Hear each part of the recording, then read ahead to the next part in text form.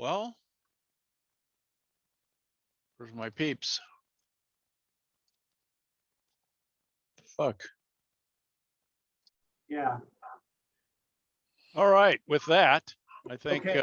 the influx of people joining has subsided sufficiently. So I'd like to welcome everybody to March 5th meeting. Let's pat ourselves on the back for making the long trek into this Zoom meeting. Boy, that was a weak one. I saw a lot of videos and not many arms. Are we having troubles getting back to our backs these days, guys? That's better. That's a little better. That's your exercise for tonight, okay? Yeah. Thank goodness. Yes, yes. Do there happen to be any ARRL or IARU officials here tonight? Easy for you to say. Yeah, I know. You notice how I tongue-tied myself with that. Okay, I didn't see anybody or hear anybody speak up. So, Hey, Jim, yes, Jim. sir. One para member hasn't appeared for a long time.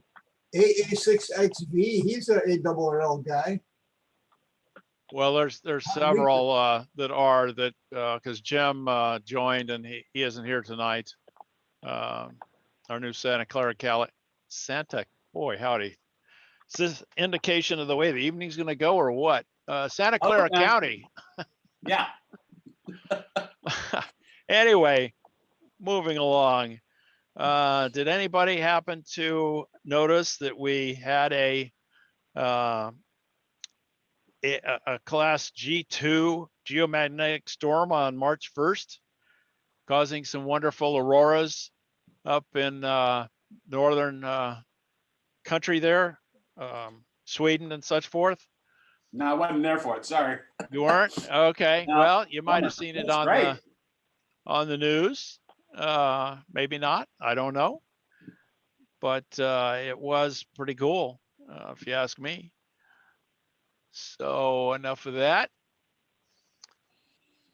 As both San Mateo and Santa Clara counties are still, well, actually they improved. They're now in the red, which has opened up a bunch of stuff, but Cumberland is not open yet. So our next meeting definitely not be there. And I'm not quite sure when it will be, but until it does open, obviously Zoom is the way that we're going to have to proceed. We'll be If here. anybody, I'm sorry. We'll be here. If anybody happens to have a homebrew presentation tonight left over or some homebrew item they want to show, just send me a personal message in the chat window and I'll see about fitting you in later in the meeting. We're also going to have our second Shack Show this month.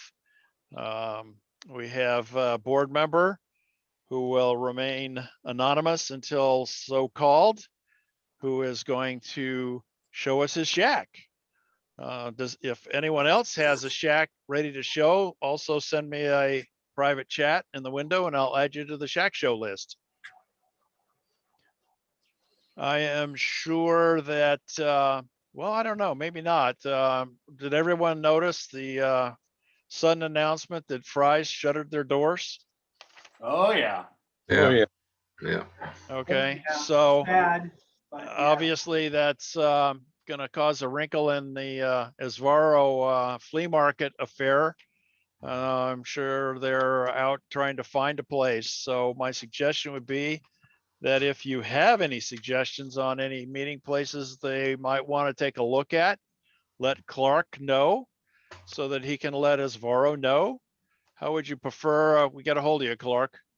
My call sign at the league, KK6, KK6ISP@ARRL.net. Okay, and hopefully we can come up with a equally cost-effective site to the Fry's parking lot. Well, I wouldn't rule out the site just yet. The new owner might be open for us to still be able to use it. I don't know. Well, That's you what I was never gonna know. suggest as well. I'm sorry. That's what I was going to suggest as well. The property management may allow us to still be there. Maybe. The old owner. That's all up to higher powers than us. That's Alvaro's challenge to find out whether we can still meet there. But of course, there are other things that have to be in place before we can even do that, such as the COVID restrictions being lightened a bit. Hey, Jim, Yes, sir. yeah, I see Clark here. Does he Yes. have any inputs on that? Clark? No, that I asked Jim to make an announcement. And Jim, what I was going to say, we're looking for a new place. No idea what the current location availability is.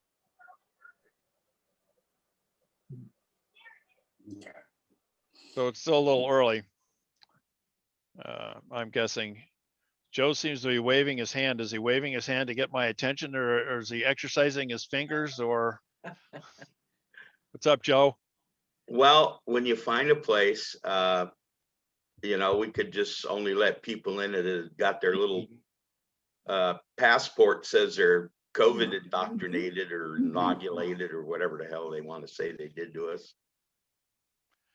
We can. That's just an extra layer of challenge, and there's a certain segment that spend a lot of money there that aren't old codgers, that such as myself, that speaking of being an old codger, that I want to get you the ticket. I can find you so fast.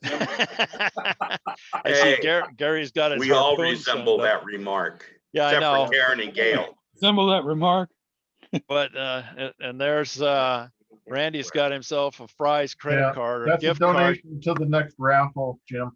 Okay, donate to the next raffle. Got a card. Yeah, there you go. I hope it hadn't Card too. have too many zeros on it. Yeah, but you don't know many money. I'll never know. This is true. You don't know? Hey, anyway, so we should do that.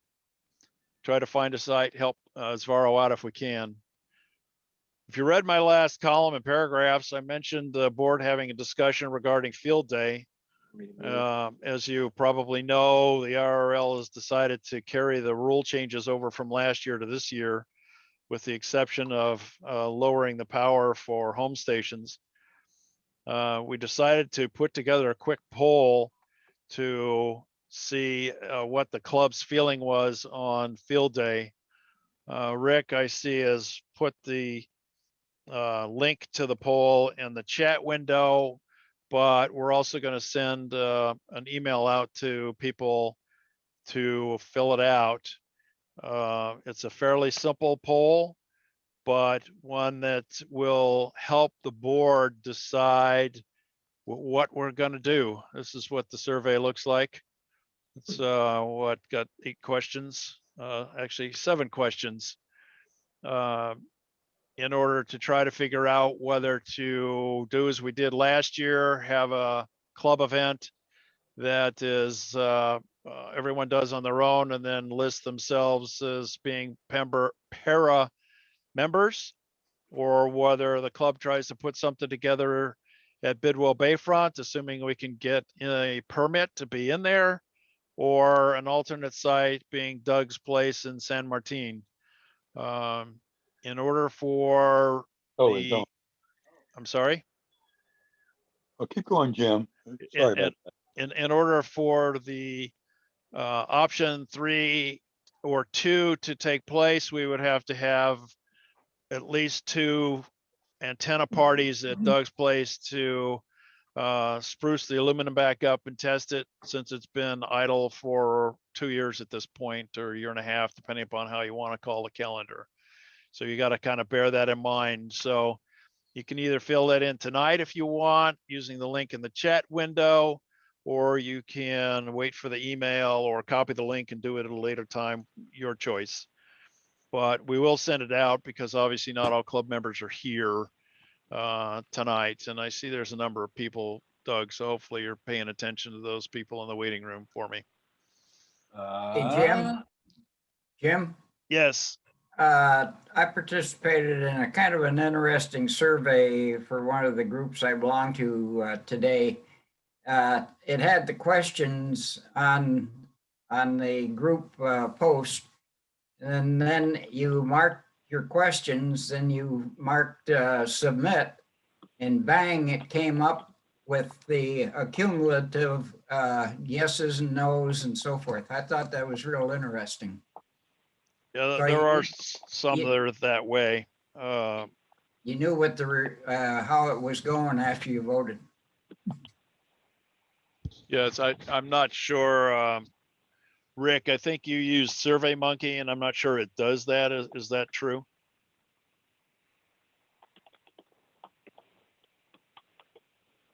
I did use SurveyMonkey. I don't think it reads back, but it's easy enough for me to display that. Yeah, if I get some responses tonight, we can show that on the display. Okay. Well, if we don't, that's fine too. Obviously, we're going to find out what it says there, and we'll let everyone know what the results of the survey are, Frank, just so that there's transparency. Question for Rick. Go ahead, Andy. What were those squiggly curves on his map, the map behind him? I think maybe those are contours of the same magnetic declination or what? This is an evening map from a couple of weeks ago. It is a ham website that displays the MUF, maximum usable frequency, as a function of world location. And so it's nice and colorful. Yeah. That is KC2G is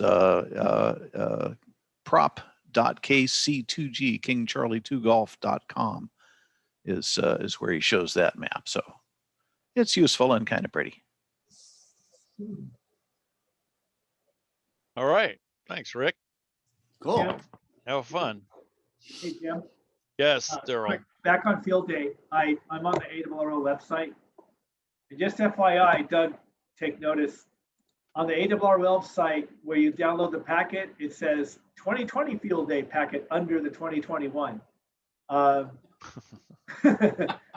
Okay. I might actually note this to Kristen. She could forward this on, but looks like a typo here. Just FYI. Well, and or nothing truly has changed. Yeah, well, the power limit changed. The power limit did change, yes. Yeah. That was it. Excuse me, just 1 second, Jim. I'm not sure you got me in as co-host. I cannot see the waiting room. Really? I had put you in as Yep. co-host. Let me just,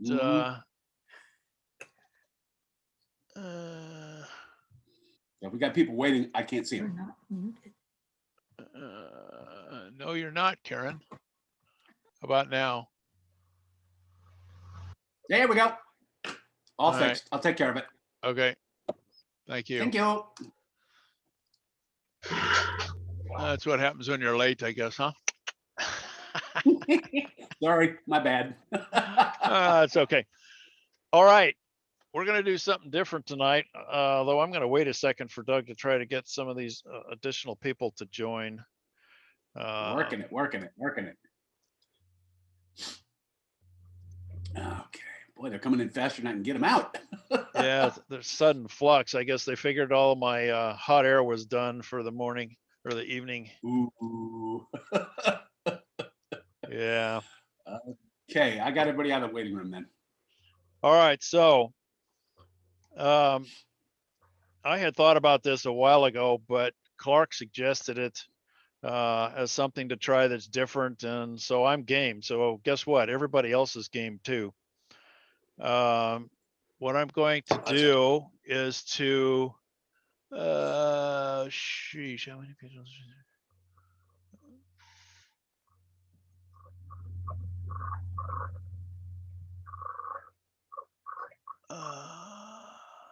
Okay, I am going to create some breakout rooms. So imagine, if you will, we're all at Cubberley and we say, okay, we're all going to take a coffee break and donuts and or whatever, cookies. and we're going to get back together in about 10 minutes, give or take. So I'm going to create 5 breakout rooms. The software is going to automatically assign you to a breakout room. So who knows who's going to be mixed with whom? The idea It's being, like chat roulette.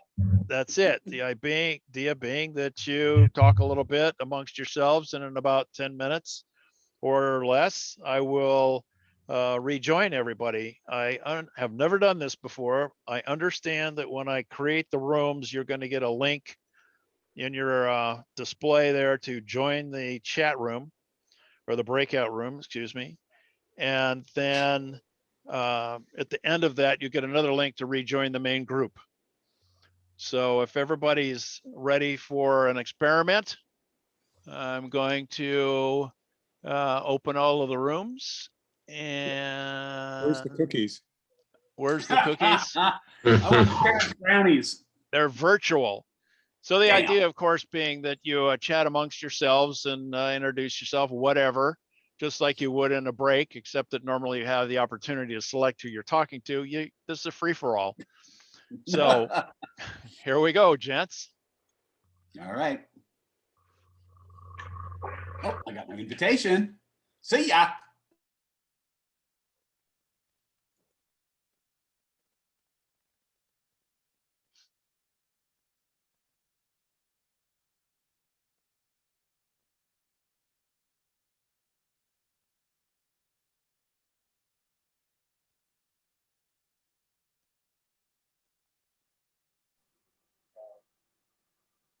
Well, that's a neat idea, Jim. And I'm assuming that those that are left with me are in my room, I guess. I don't know. I don't even see myself here. Oh, no, you're invited to room 2 there, Andy. Yeah, I know, but I declined for now. Oh, I see. I Okay. see you as the MC in front of me in a big window. Okay, yeah, so anybody that's left with me are people that decided not to join their respective rooms for whatever reason. So I guess my question is, why did you decide not to join? Oh, in my case, it's I'm just waiting to see how this all works. Oh, you're not willing to just step out from your comfort zone there, Andy? Yeah, I'm comfortable here with you on a big screen. Okay. All right. What about you, Henry? And whatever that symbol you have is there, is that a cat reclining or something? Henry? Maybe Henry's sleeping. Oh, there he is. Hey, I'm like going back and forth doing errands and things, so not able to stay and talk at the moment. I see. Okay. So I'm all for the experiment though. That's great for people who can interact. all right, good enough. Go back right. in the woodwork then. All right. Jim, I got a question. Yes, Andy. Can I just poke around and see various windows? How do I get to see? No, you the can't. rooms? I can. You can't, because I'm the host. Oh. As the how do I host, look I at can other- drop into other windows somehow, and I'm looking at my screen going, okay, so how do I do the? I only see yours. You only see me? No, I only see Henry and others. There's 6 of us here, yes. And there's going to be a couple more because there's a couple late people that are now joining. No, you can't go to the other rooms. You can only go to the room that you're assigned to arbitrarily by the software. I could do it manually, but I don't want to spend the time to do it, first of all.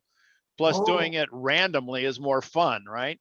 Oh. Because then you don't know who you're joining up with, nor do I. But if you were using this, part of this was developed to be like a classroom environment. So you would have breakout for talking about various subjects, and you would know which groups of kids or adults or whatever were trying to get together to talk on a certain topic.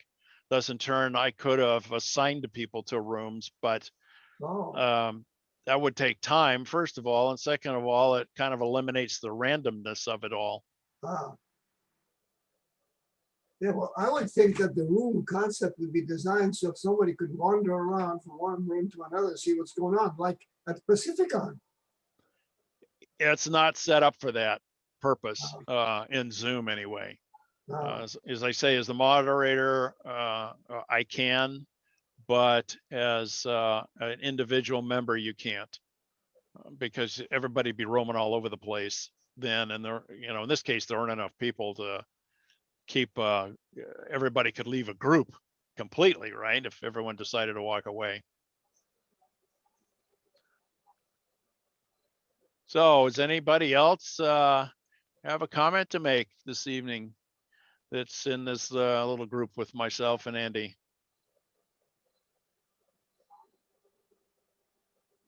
Nothing? Yeah, Jim, I got a question about that, what you just said. I wonder if Pacificon, if the COVID thing doesn't subside enough, I wonder if Pacificon will have that capability where people wander around rooms on Zoom. I don't know, because I don't know what platform they're using. If they're using the same platform that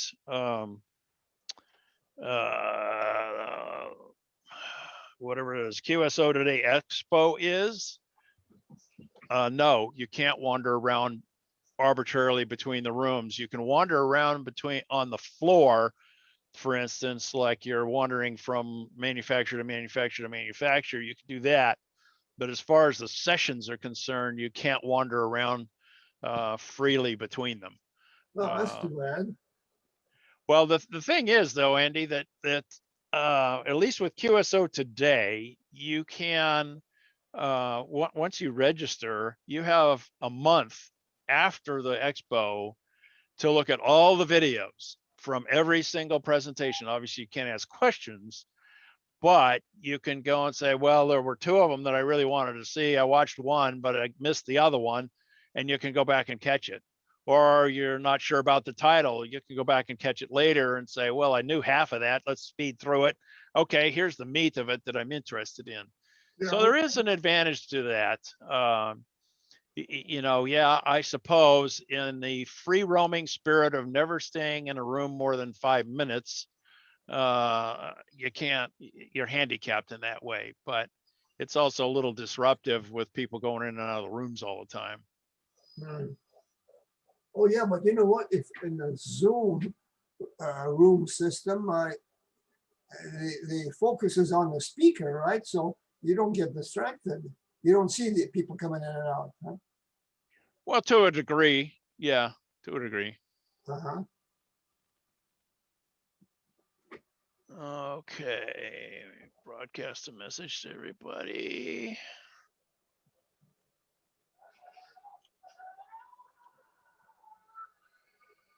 It's 2 more minutes.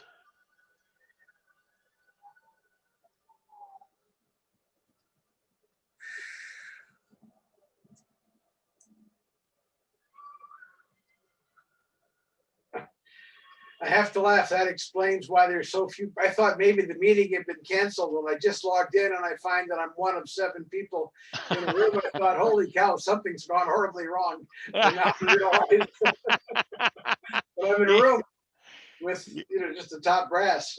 Yeah. In this case, you are in a room with only a few people, and the rest of us are off in other rooms. There's 5 other rooms that have people in them, about 6 to 9 people, depending upon the room. And theoretically, they're all chattering. I haven't taken the time to try to figure out how to, oh, I guess I can join them over here, but I'm not going to jump around at this point. I'll save that treat for next time. I think one of the features is you can designate rooms and let people choose themselves which room they want to go into. You know, you just say the rooms are open, pick one and go, and you might have subject area rooms or something, you know?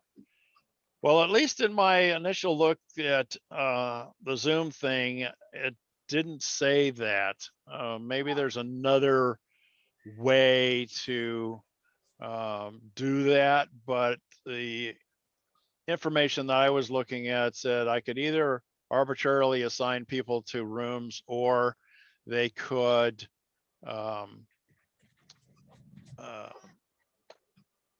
I could assign them to a room. I'm sorry, I lost my train of thought there. So it's either the software just, mix and matches to mix them all up, which is what I did, or I can assign them to a given room, which then, based on a topic or based on whatever the room is supposed to be doing, would work fine. I'm not wanting to spend all that time doing that, though. I just wanted to make it quick and easy and have some fun with it, hopefully. So it'll be interesting to see how the others all responded to their little adventure. So I'm going to close the rooms.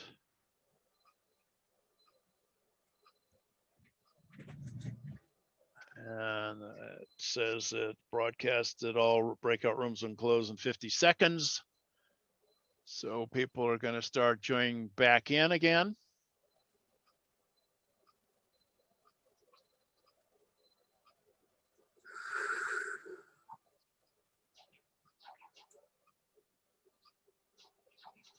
Well, in my personal opinion, this idea sucks.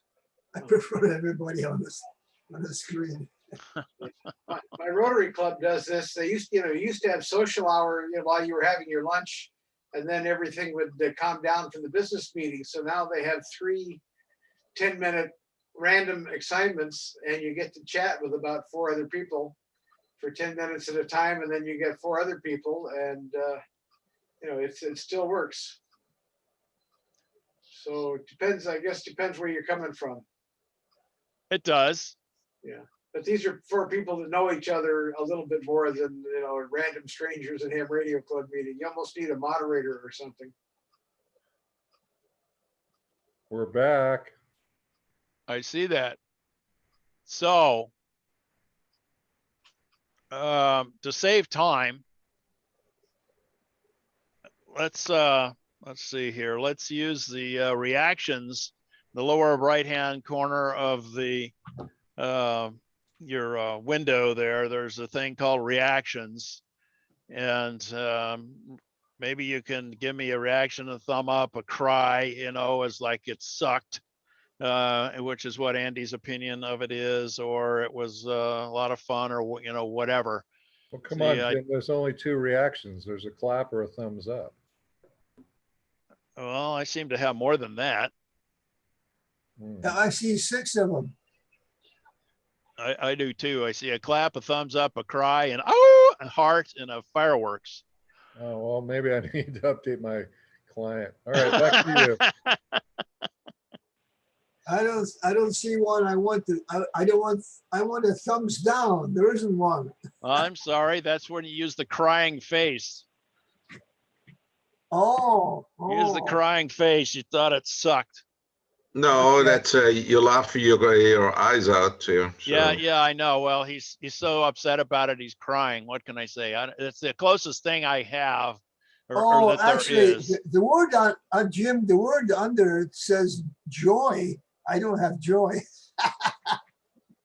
You didn't have fun doing that here, Andy? What's your problem? No, I don't like that idea. Well, I'm sorry but although the things seem to go away very quickly, it looked like everybody had an enjoyable time. We did. We actually met somebody new. There you have it. We just when you ask for new hams, maybe he will. Actually, I think he may have joined us before, but yeah, and he's worked with Sri, so cool. That's something. Yeah, that's something. Yeah, there he is, Salvik.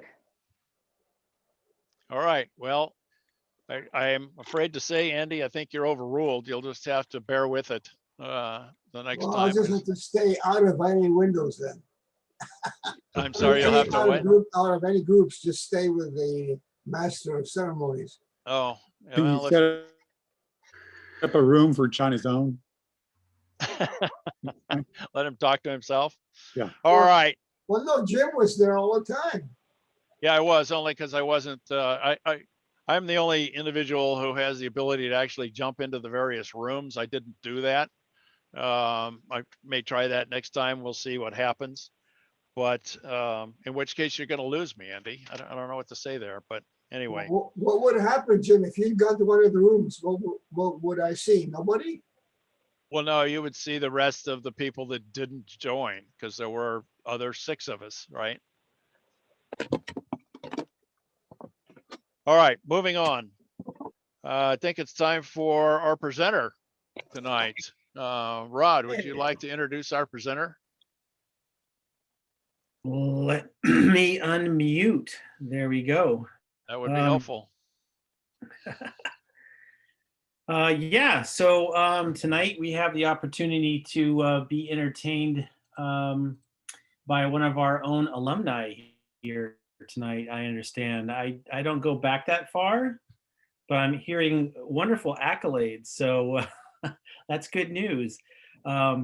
So without further ado, let me introduce Rick here, W6NIR, and sounds like he's got a great presentation for you. Take it away, Rick. Okay, very good. I'll share screen. So I have audio that's also going to come through, and don't know if there's something special I need to do with the audio here. So it goes through the computer. And all you need to do when you do the share screen on your audio source is to just select audio in the lower left-hand corner. Okay, let's see here. Use computer audio. Share this and go full screen. Hey, Rick, a quick question to you. Yes, Andy. Is that NCX 3 or 5 behind Rick? No, that's an HRO 500. That's one of National's last receivers, all synthesized solid state, but it does have the HRO dial. Okay, so what am I supposed to do with the audio now? It's full screen, it's sharing. Am I supposed to do something?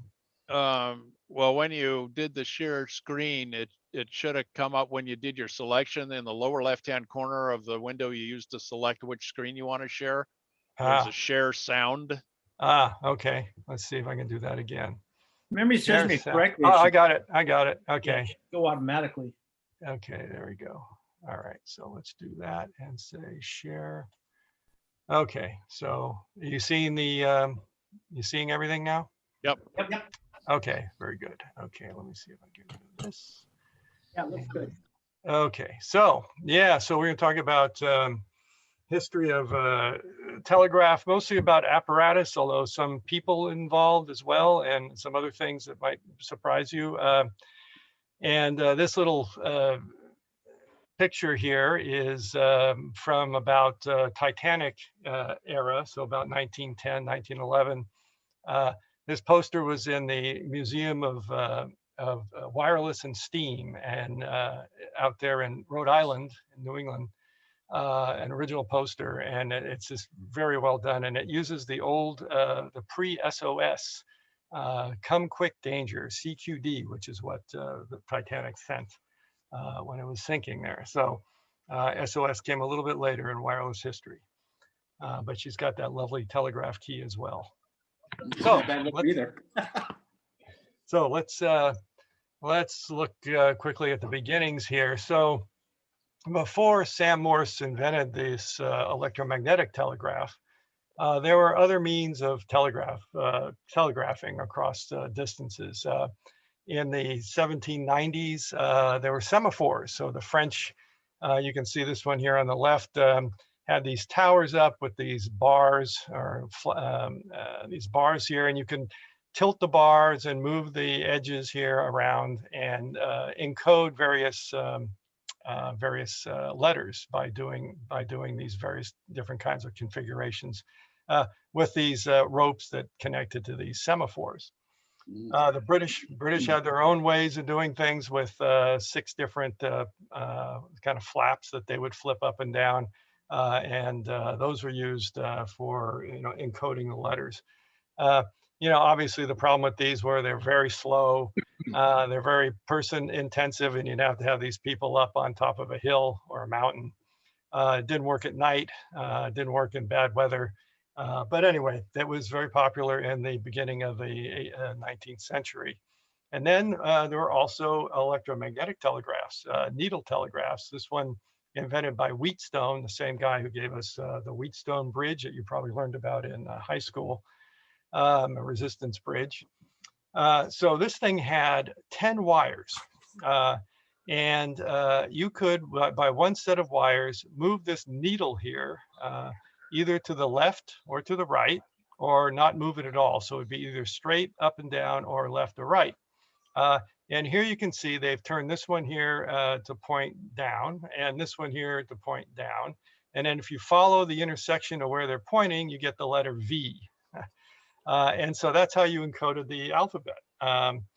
And so that's great, except that you need 10 wires, and that's a problem. And also you need somebody to watch these needles, and that's a little bit of a problem because the needles can wave around and maybe not exactly go all the way over, and there could be disturbances and all kinds of things that could mess this up. So, but the worst thing is all this wire you need to run to make this work. But it was successful for a while until Samuel Morse came along. And what he did was he came up with this simple dash dot code, and it's based more or less on the frequency of occurrence of letters. So here's a frequency of occurrence. This is percentage here. This is all the letters in the alphabet here. And you can see like E and T are way up there. E, you know, is a dit, and T is a da. A is a dit da. So, you know, that's nice and short.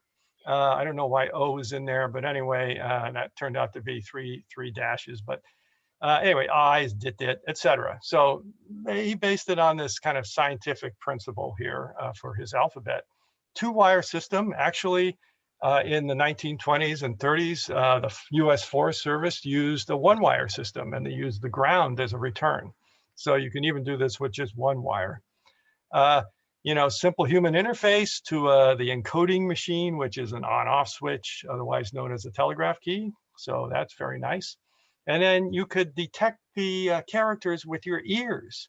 So no machinery in the way. And you could really move along here at very high speeds, 30, 40 words a minute without too much trouble. So, so that was the big breakthrough here with Morse and his assistant, Alfred Vail. Alfred Vail did a lot of work on this in addition to Morse. Okay, so how did this thing work? Basically you had a main line and then you had branches. And so you had your key here, and note it has this thing called a circuit closer that you could short out so you couldn't use the key. And you'll see why you want that in a minute. Anyway, you got a main battery here and a main line.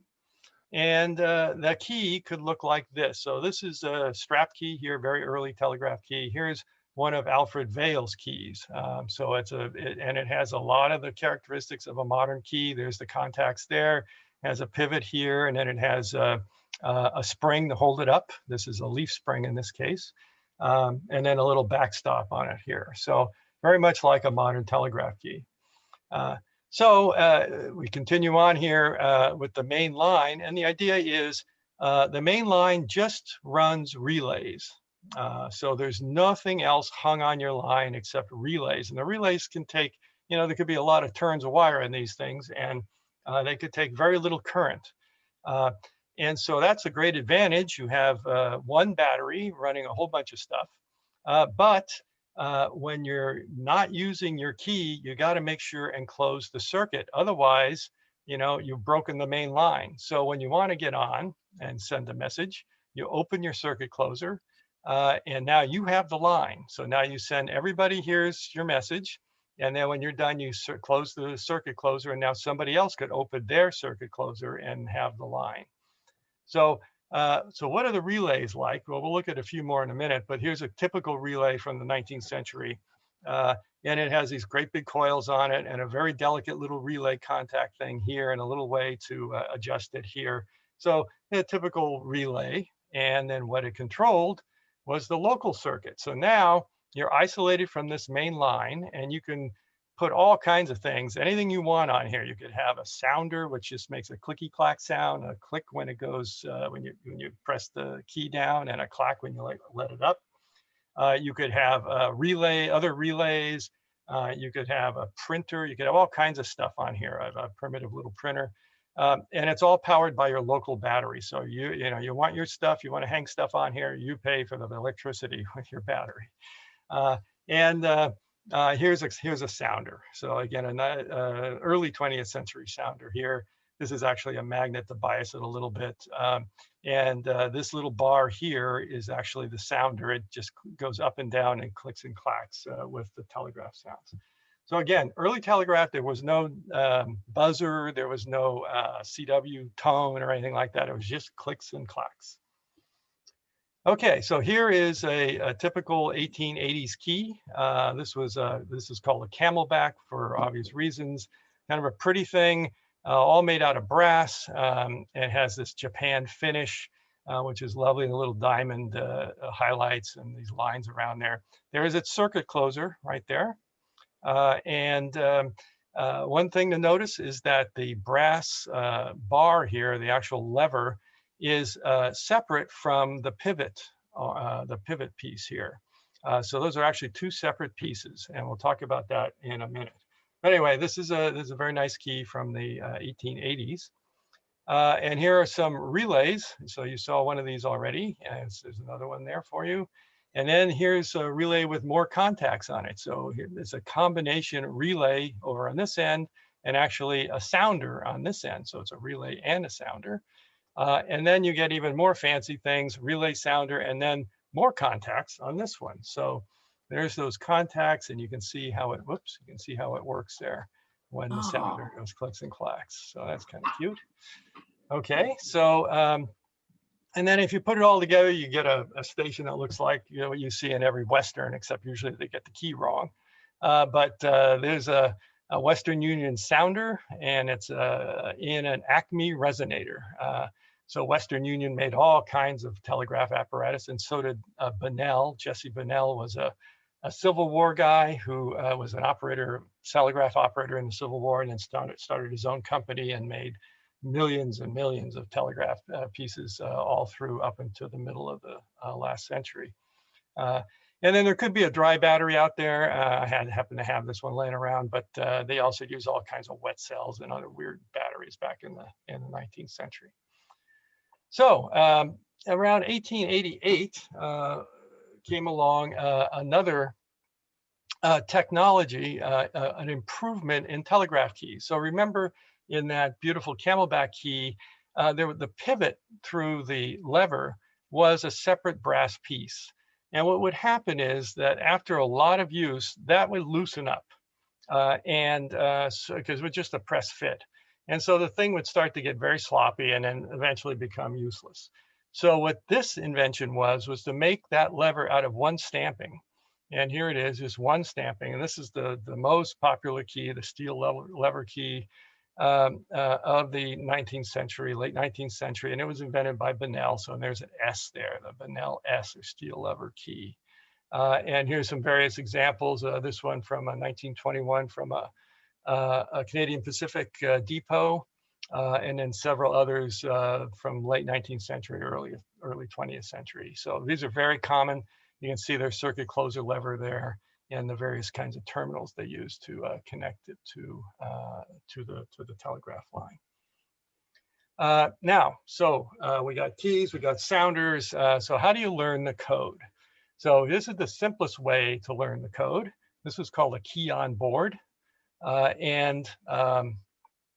It was simply, you know, as you can see, a steel lever key, a little sounder, a little local sounder here, simple one, easy to adjust, low cost, and mounted on a board.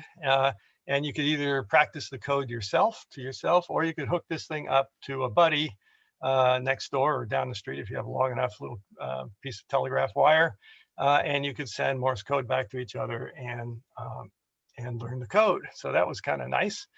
Around 1900, though, somebody came up with a better idea. And this is the better idea. This was called an omnigraph. This one from about 1910. And it's an automatic code sender. And so you can see it has a clockwork engine on it, or a little motor, with a very steam engine-like regulator on it. You'll see that in a moment. It's got this disc full of, or this stack of discs, and each discs have telegraph letters encoded on the edges of it. And as this thing turns around, there's a little contact here that reads that and opens and closes a contact, and that could be then connected up to a battery and a sounder or a buzzer or any other source of sound, so you can learn the code. So let's see how this thing works.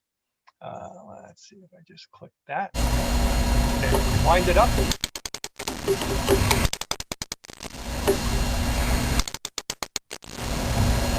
get it going.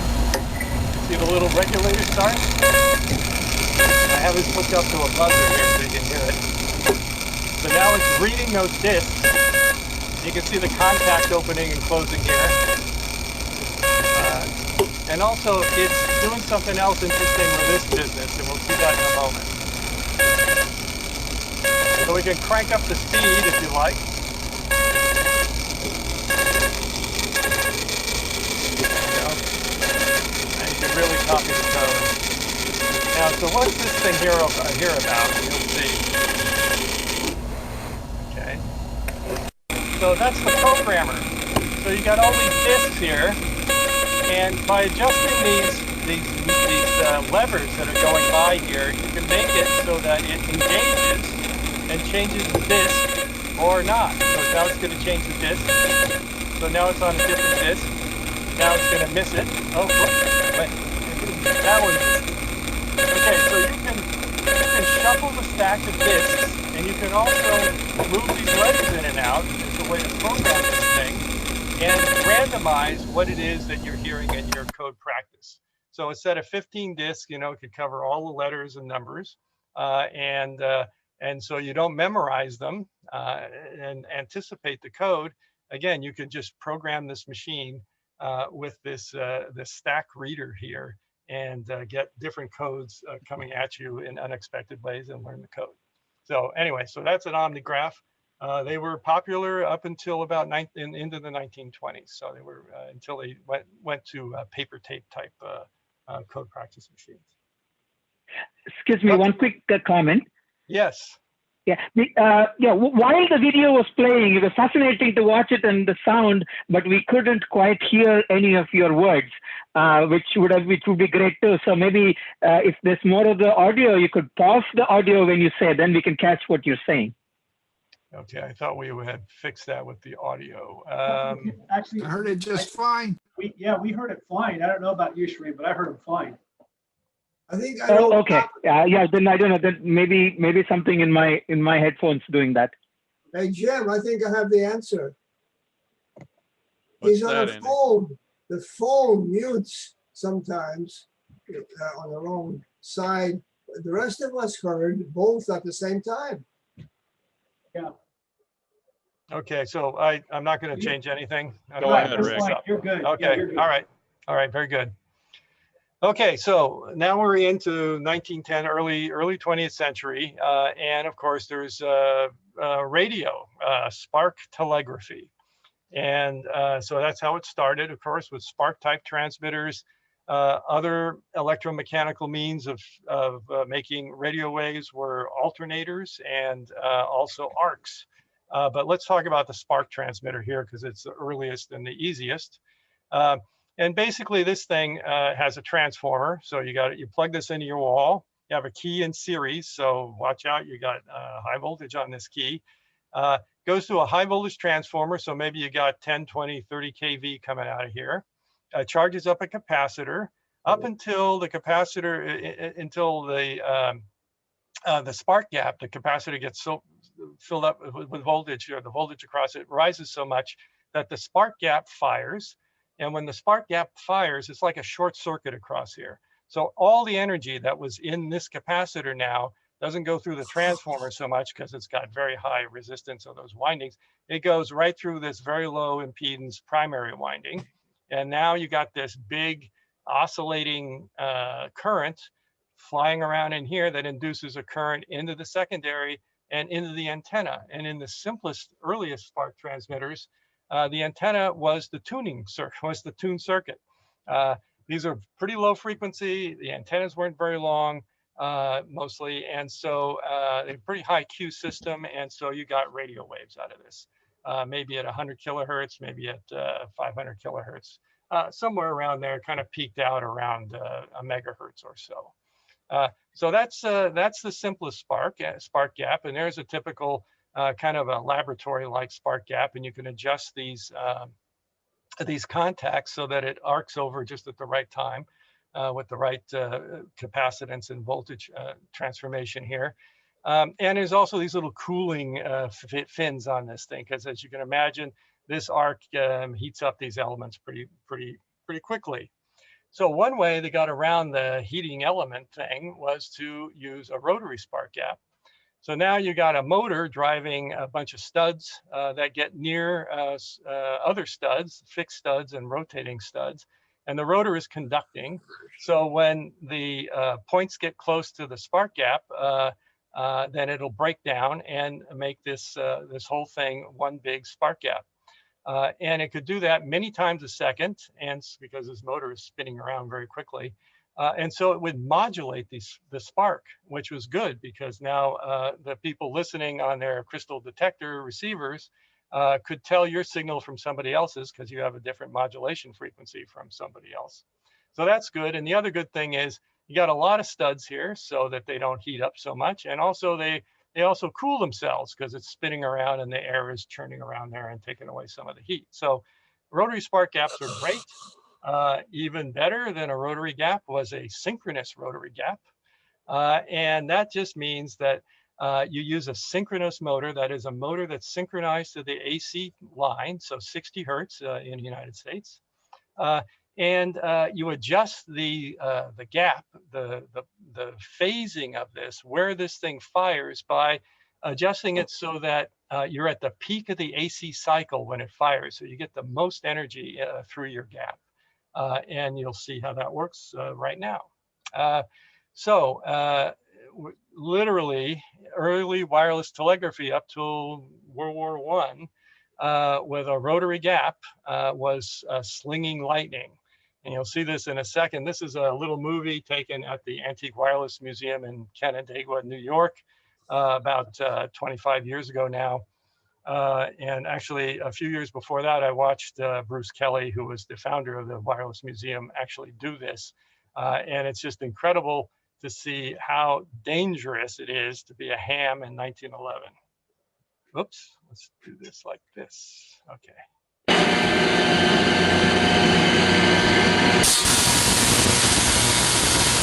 So it's a synchronous gap. You can see as he turns that thing, how much brighter it is when it's synchronized.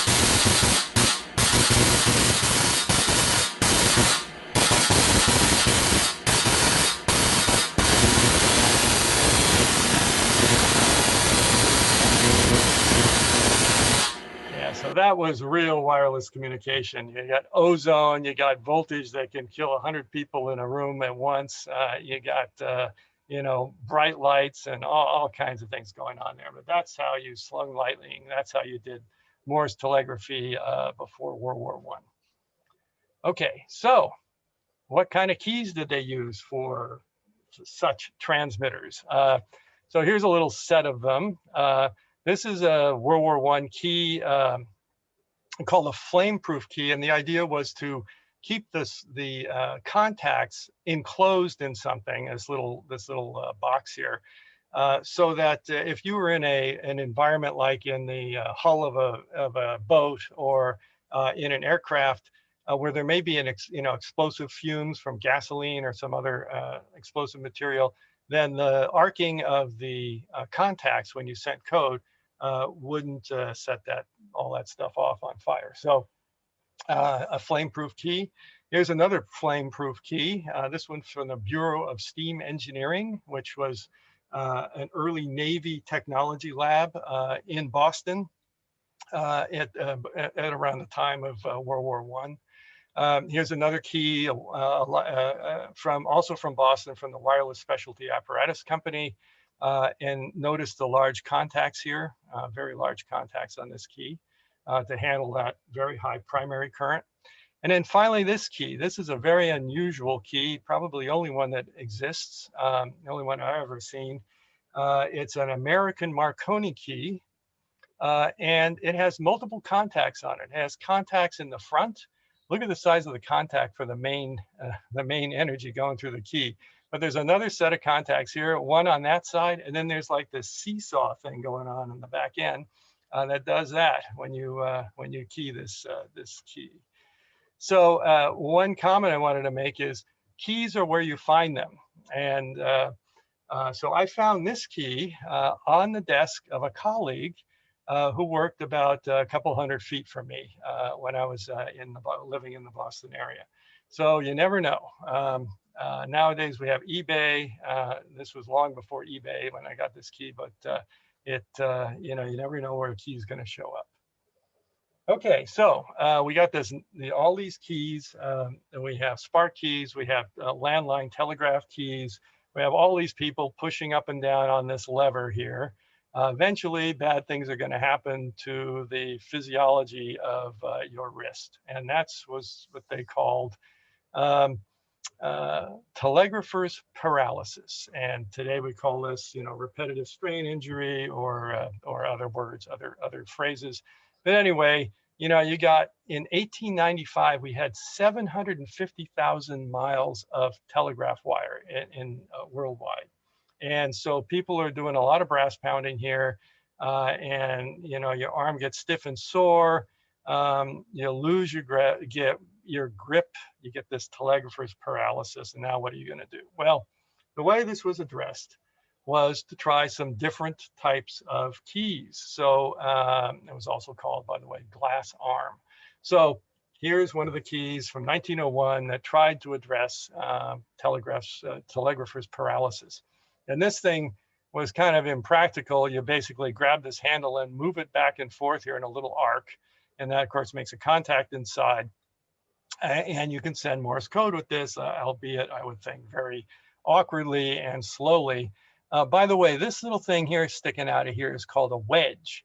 And if you have a key in your pocket and you want to use, and you're going to work and you're a telegrapher, and you want to use a key like this at the companies where you're working that has a telegraph key that's already bolted to the table, you can just slip this in between the contacts of the circuit closer.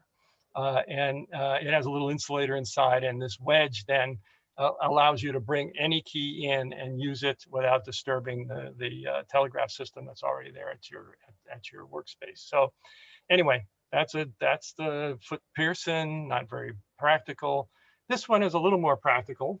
This was the Bonnell double speed key called a side swiper or a cootie key.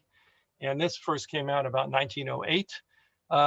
It's not a lever. It's not what you call today a lever key. It's not a bug. We'll see those in a moment. This is really a key that you just push it one way and it closes the contact, and you push it the other way and it closes the contact, the same contact.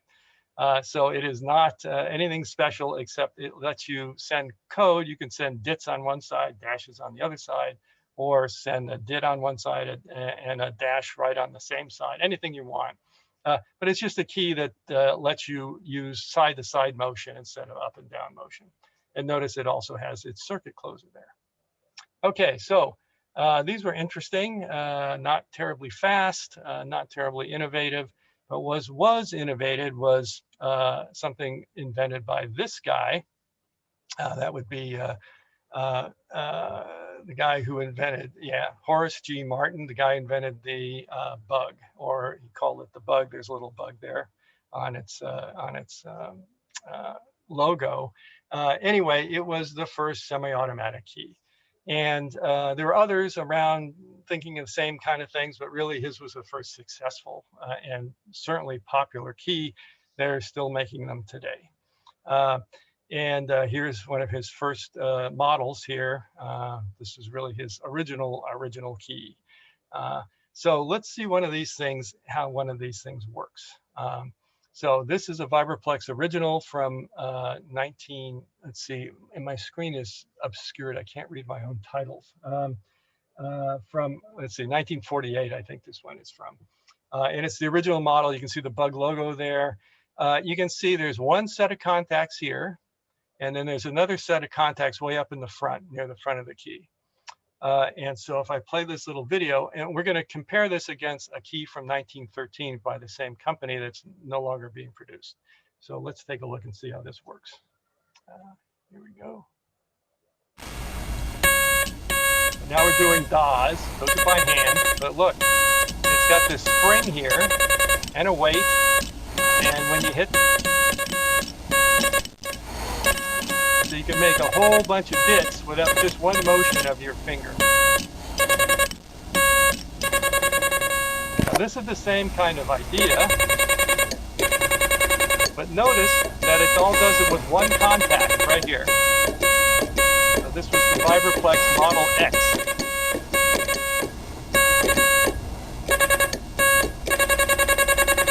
You can make a lot of bits. So yeah, so the Model X was in production only a few years, and for some reason people didn't like it. I don't really know why. I think it's a cool key. I think it's really neat that somebody thought of how to make the DITs and the DAWs all on one contact. But anyway, so two of Vibraplex's keys there from at least 50 or 60 years ago. And again, keys are where you find them. So I was at this museum, this train museum, in Clovis, New Mexico, way up there near West Texas, just over the border. And this was an old Santa Fe depot, and a couple had taken over the depot and made a great train museum out of it, with both model trains and all kinds of other stuff in the Santa Fe. This place closed years ago, but they had this dusty, and everything was kind of dusty. But they had this dusty old key there, a nice Vibraplex original, another original model. This one, I didn't quite get the serial number, but it's from the 1930s. You know, it was one of the original bugs right there. And then right next to it was a dead bug. So you never know where you're going to find keys. Okay, so bugs. Lots of bugs. During this golden age of telegraphy from 1910 to the 1950s, we had all these on top here are Vibraplex bugs, the original from 48, the lightning bug from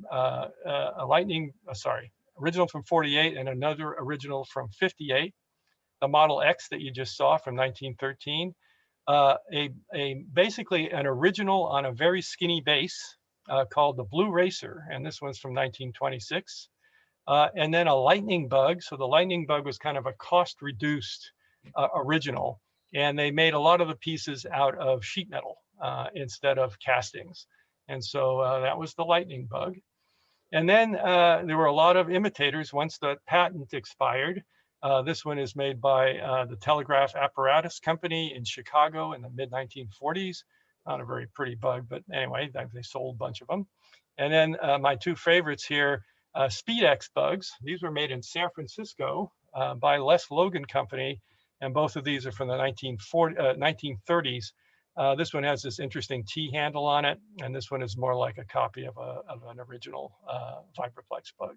So we've seen a lot of a lot of bugs, a lot of different telegraph keys. So why don't we look now at actually a trio of operators. So this bunch was from 1943. Short wave, take it down, quick.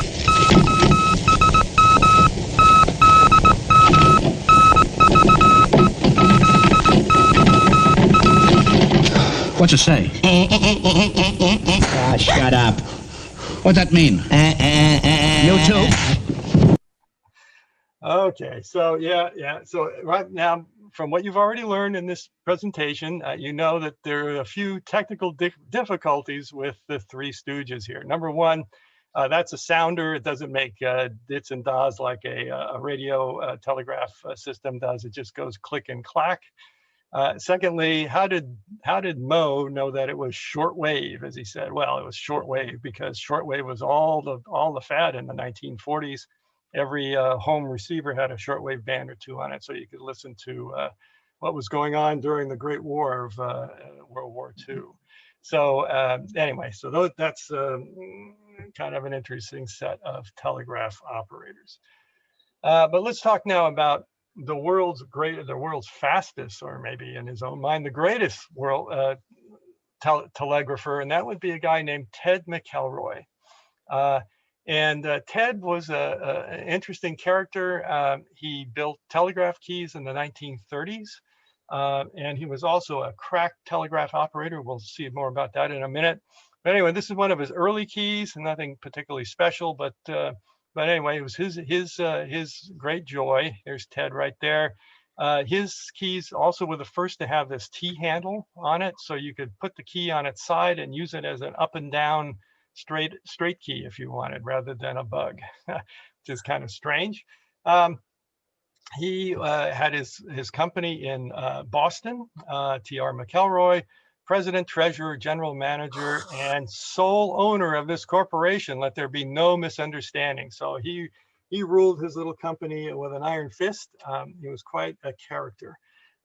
He was also the world championship code person in 1939. Here's his cup that he won down in Asheville.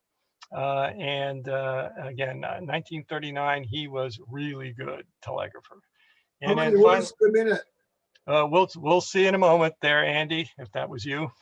Here he is in World War II, winning the Army Navy Excellence Award for excellence with his company, building not so many telegraph keys as he built code practice systems using paper tape, not omnigraphs, but paper tape. Anyway, there's his son, and his grandson is still alive and active in the electronics business, but doesn't make telegraph keys anymore. Okay, so here are a couple of McElroy's nicest keys. This one is, again, one of his T-handle bugs and or semi-automatic keys with this marbleized finish, and again, from the late 1930s.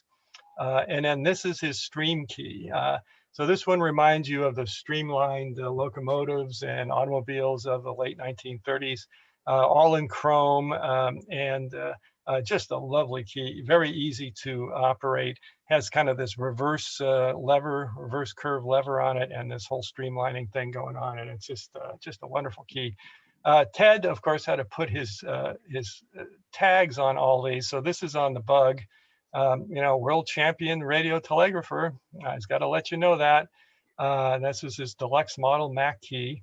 And then, even though this is a small little key, he put it on there, stream key, Ted McElroy, world's champion telegrapher, Boston. So anyway, so he was a cool guy. So how fast did he do code? Well, let's see. So here he is toward the end of his life. 1963, jolly guy, interesting character. And ironically, here are a couple of Vibraplex keys on his desk. But here you go again, 75 words per minute, Andy, at Hamfest in Asheville. He did this, by the way, typing at a typewriter as well. So this is 75 words per minute typed copy. So how fast is that?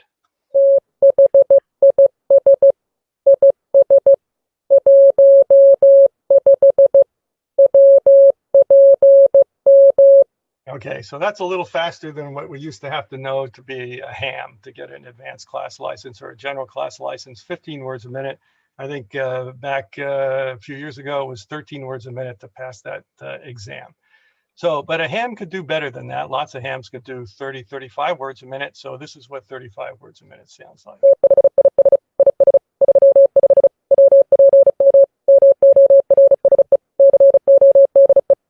So, you can kind of pick out the individual letters and kind of get, just copy this sort of like in its extension of a 15 word per minute skill. You can kind of pull it up to something like 35 words per minute.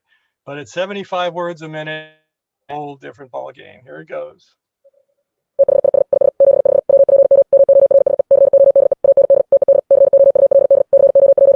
So at that point, your brain shifts gears and it becomes a language. It's no longer dits and das or anything like that. It is a language. And again, Ted could copy it and type it accurate for forever. I mean, he was just amazing. So anyway, so there you go, Ted McElroy. Okay, so now we're at the end of the 1930s and we're in World War II. This is a wonderful recruiting a poster from that era. You could join the Waves, which were the women operators. She's operating, as you now know, a Vibraplex original, and she also has wonderfully manicured nails, as you can see there. So this is a great poster. Okay, so here's some of the keys from World War II. There are straight keys all down here. So the J37, J37 in different guys called the Made West, J38, a little bit more about that later, very, very popular key. A J37 mounted on another different thing called a J44. There's a British hand key. There's a key used in a really awful VHF radio called the TBY, Super Regenerative VHF radio. There's a flame-proof key for use on board, mostly on aircraft. And this is a key, I can't figure out what this was originally for. It actually has a back contact on it, which is kind of weird. So, and then there, all of the bugs made in World War II were called J36s. And so this is a Benell J36, and I'll show you one from another manufacturer here in a moment. And then finally, there's this box. So this is in a leather case.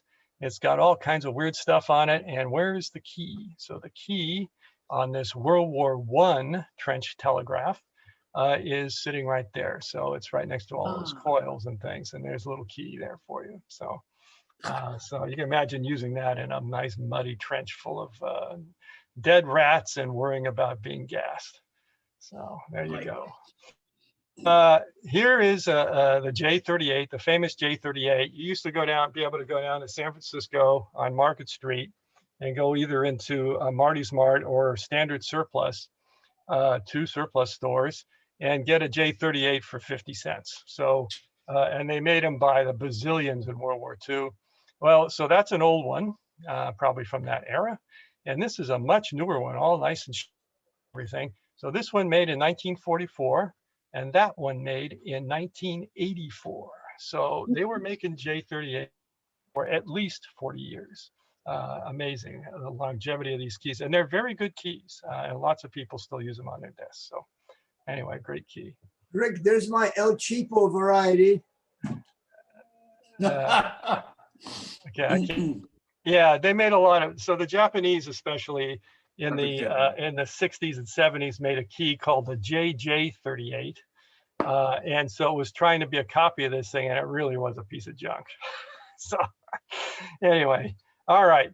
So here's your question for the night. Guess what toy train manufacturer made keys during World War II? There you go, Lionel. Yes, indeed. So here is not a key, but a beautiful engine. This is a turbine engine, steam turbine engine that lasted, they only made one of them, but Lionel made the train for it, the toy for it. And then here's a GG1 in the background. Talk about streamlined. This is one of those streamlined trains. This was an all-electric train. And these were in use from the 30s until the 1980s on the East Coast. Amazing longevity for that train. But anyway, we're talking about telegraphy. So here's the telegraph keys made by Lionel. There is the ubiquitous J38. This one in its original box, all those nice, lovely brass accents, still nice and shiny after all those years. Here's a little later one, a J47, and then here's Lionel's J36. And so this was clearly a copy of the Vibraplex reduced cost key. And it's got that tag on it there that tells you it's got Lionel. If you find a J38 at a flea market or something and want to know if it's made by Lionel and you don't have the box to help you, you look in the corner of the molding for the base and it has a little L there molded into the corner, so you know that's a Lionel. And then the J47 is just actually identified right in the casting. It says Lionel Corporation on there. So anyway, there's our train company making telegraph keys. Okay, and now we have to come to my favorite key. So this is a Navy World War II key. It's identified only by this thing here, the CRL 26012 on it. It's rather unusual. It has this all Bakelite base. So whoever made it knew how to make Bakelite castings or moldings. The key has a non-insulated knob, which is also a little weird. And on the other side of this is a little place for a wedge to be put in there, and there's no circuit closer on it. So it's a kind of an interesting key. They're a little bit rare, and they were actually made in San Francisco at a company called Remler Company. And so here it is at 19th and Bryant in 1943. And the person that made many of the pieces of this key, including all these knurled nuts, on what was called an automatic screw machine back then. It's a mechanically programmed, numerically controlled machine. That person was my father. So there's this picture back from 1943. He was the head of production at Remler during World War II. Remler was a radio company that was started in the early 20s and had a few dozen employees. My father started working there in 1937. But in World War II, they had over 400 employees. So they were really in big production, not just with telegraph keys, but also with some radio apparatus and voice announcing systems for Navy ships and such. So anyway, so there's my favorite key in the family connection. Yeah. Hey, Rick. Yeah. Okay, yep. Go ahead.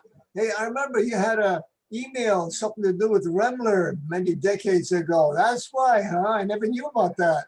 Oh, yeah. I still have that email. Yep. So yeah, Remler Company, they made in the 1930s, they made a bunch of radios, consumer radios, and many of them had Scotty dogs on them, molded into the Bakelite case of the radios. And the Scotty dogs, of course, because FDR had a Scotty dog. And so they were called Remler Scotties. We have a couple of them here. Anyway, all right, so let me go back here so you see this beautiful airplane take off. There it is.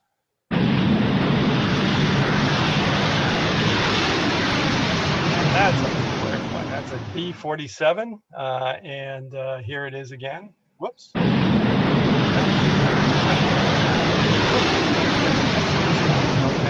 let's try this. All right, there it is. There's the B-47, the Stratojet. Now you can imagine, you're on an airplane, you're waiting for takeoff. Of course, this is a military airplane, but you're on this airplane waiting for takeoff. And somebody says, oh, we're kind of overweight today, so let's strap a bunch of rockets to the tail and we'll just take off with that, and then we can just throw out the rockets or do something with them after we take off. So yeah, so they did rocket assisted takeoffs with these. I just can't believe anybody would do that, but it was not unheard of. Anyway, the B-47. Okay, so it was one of our earliest Cold War jets. And one of their tasks, which they fortunately never had to do, was to bring some nuclear madness over to the former Soviet Union and let it loose there. And then they didn't have enough fuel to come back. So what do? You bail out and you bring with you a radio to call home. And so this was their emergency bailout radio. And there's another picture with the lid open, and there is more lids open to show you more of it. And then here is the radio transmitter and receiver itself. So this thing was an HF radio, because of course you're way behind in Soviet Union somewhere. You got to get into Europe at least, or England. So 3 to 16 megahertz, 10 watts output. It's Morse code only. It was built by GTE in the Boston area for the CIA and for the Strategic Air Command. So it had all these little boxes that you plug together. There's the power supply, which had a plug here that you can interchange, so it could go into slotted type sockets or European round sockets. You had a voltage selector here that you could plug it into practically anything. It could run on DC as well, so from a battery. It had a junction box here for some storage of stuff. And also I think there's a filter capacitor in there. Here's the transmitter. And here's the receiver, a little super heterodyne receiver, very nice receiver. All these little sub-miniature tubes in there.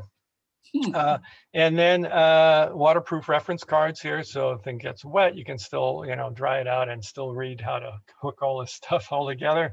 And now you're saying to yourself, well, that's very nice, but what about telegraphy? Well, there wasn't room really to put a key in with all this stuff. So where's the key? Well, here's the bottom end of the transmitter there.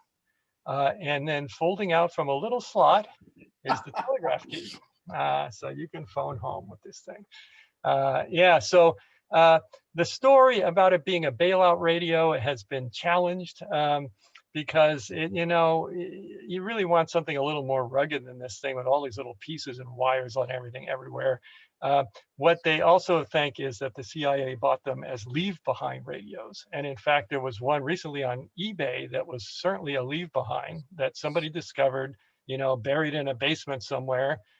In territory owned, or that was part of the Soviet Union, part of the Cold War. So it was probably more of a leave behind. But I like the Strategic Air Command bailout radio story a lot better. So there it is, the RS-6. Okay. So now it's the post-war time. And here is the very first electronic key. It was called the Mon key. So isn't that clever? And here it is in the flesh. It used some interesting technology. Here's the circuit diagram. So you don't have to know anything about vacuum tube circuits, except to notice that this little piece, which is kind of like you can think of it, a glowing FET, is connected to this little amplifier piece here by capacitors from the input and output and cross-connected it from one to the other. So this input is connected to the output of this one, and this input is connected to the output of the other one. And so that is called a multivibrator. And that was kind of a World War II radar invention. The multivibrator, then if you push the key one way, it will send dots. And if you push the key the other way, it changes the time constants in here, and then it'll send dashes. And it'll send as many dashes as you hold down the key, unlike a bug. And it'll send as many dots as you want. And the rest of this is a little relay to run audio oscillator, and of course then the key to your transmitter. And then this is the power supply here with its rectifier. Now, one other thing you have to notice here is that there's no power transformer in this thing, which means that the line is connected right to the telegraph key through all this circuitry here. So you can get a nice shock off of this thing unless they put a nice plastic cover over it. So that's why this key has a plastic cover over it. Anyway, it was the first. It worked it still works very well. So the first of things to come, more automation in telegraphy. Okay, and also it was the origin. It was the necessity now is not having a actual key or a bug, but just having basically something that closes two switches back and forth. So again, very much like that the Cootie key, except this time it closes two different switches rather than just one. So you push this one way and it closes one set of contacts and it gives you your DITs from the automatic key. And you push it the other way and it gives you the DAWs from the automatic key. So this one here was made in 1960 here in California. And it looks kind of like, the way it's sort of styled, it looks a little bit like a 1959 Buick or something like that. Autronic company.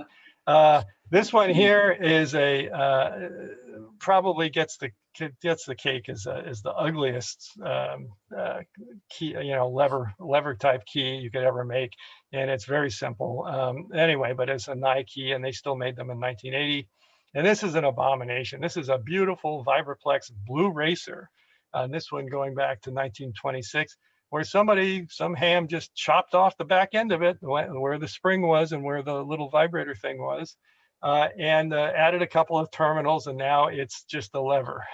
So horrible. I didn't do this. Somebody else did before I got this one. But anyway, that's another way you could run your bug. You could kind of short out all the nice mechanics back here and just use it as a paddle. And then Can I ask you about the squeeze key? Yeah, yeah. It's What happened if you squeeze the levers together? Oh, that depends on what you hook it up to. It'll short both contacts. So if you have an iambic keyer, it'll give you dit da dit da dit da. If you do have one of those old Mon keyers or some other ones, it'll just give you whatever circuit closed first. Yeah. Okay, thanks. So here is another innovation in paddles now, and this one was patented by FYO, so it's called the FYO paddle. And it's kind of interesting. It has the contacts here, and so you push this thing back and forth, and it's all sprung here, so it's under some tension, and you make contact here and here, and it looks like this. So this is a bencher, and here's the contact tension spring here. And again, if you push on the paddle, the contacts are made here and here, and it has a very nice feel. That's very nice to use. I've got one of those. Yeah, they still sell them. And then Vibraplex, not to be left behind, came up with their, oh, wait a minute, I have to tell you about this one. Yeah, so this is another one of just like an FYO, except it's very small. There's a quarter there, and it's really very cute. I really like this guy. I had it engraved with my call letters back then. I guess I ought to have that removed and put in my new call letters. But anyway, it's a very nice key, made in England. And then finally, Vibraplex, not to be outdone, decided to make their own FYO type keyer, except instead of using a spring, they use magnets here. And so it's magnetically biased. And so when you push on this, the magnet, exerts force on this steel piece here, and then gives you the returning force when the key is open on both these contacts. So that's a nice key. It's called the Brass Racer. Okay, and now we come to MOD, and we're almost the end of our story here. MOD, what was MOD? Okay, so this is from MIT Lincoln Laboratory. MIT Lincoln Lab is still very much around. It was founded in 1951 to build a air defense radar system, and all digital air defense radar system. So of course they needed a computer to do this. So this is the FSQ-7. It weighed 250 tons, had a 3 megawatt power supply, and required 49,000 vacuum tubes. They made 7 of these, I think. They were deployed in air defense systems around the country. And many inventions, including things like modems and things, came out of this, the research that went into this air defense system. Lincoln Laboratory in the late 1950s spun off an operating company to run this so-called SAGE system, and that was MITRE Corporation. And so Lincoln went on to do other things, and MITRE went on to try to steal Lincoln's business. So that's what happened with those two. One of the guys who worked on this computer, one of its inventors, was Jay Forrester, famous guy. He just died a few years ago. He was well into his early hundreds, and a creator right up to the end. He invented the magnetic core memory for this system. Back in the good old days, there were no magnetic core memories. The way you got memory was to do it on a cathode ray tube, so you get a few bits of memory on that, and it was very unreliable. They had magnetos, let's see, what they had, like delay lines, all kinds of weird things to get a few bits of memory. But the magnetic core memory really, really revolutionized computers up until the 1970s. So how did they test this magnetic core memory? They tested it in a memory test computer. And this guy was the thing that hosted MOD. So maybe by now you figured out MOD is not a person, MOD is a computer program, the Morse Automatic Decoder. And it was supposed to decode hand-sent telegraphy. And they had some of their best minds, working on this. People whose names are famous in the whole communication technology world. And this is the best they could do. There's mathematics are not is the original text. A good operator could, you had a good operator sending to MOD, it did pretty well. But when you had a tight or loose operator, in other words, guys with lousy fists sending, it made gibberish out of it. And actually, that's still pretty much true today. If you have one of these Morse code readers and you send, you know, you have a good nice swing on your CW, it's not going to do very well. It really likes to see machine sent code. So this thing was a failure. And it pretty much signaled the end of Morse telegraphy, at least its steep decline. From this point forward, because Lincoln went on and other people went on to invent many new kinds of digital communication systems, not just to support air defense systems, but all sorts of other things. So, so MAUD was kind of a turning point.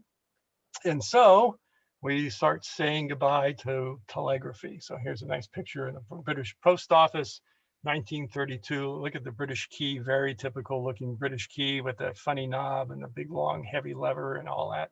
I have a British key that actually has ball bearings for the for the lever. So very a marine key, and with that big funny knob and huge lever.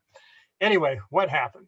So API, UPI, those are the old press telegraph companies. They stopped sending telegraph news in the 1960s. Railroads stopped using train orders, and believe it or not, in the mid 1980s. So in the 80s, there were still trained telegraphers out there. The Coast Guard sent its last Morse message in 1995.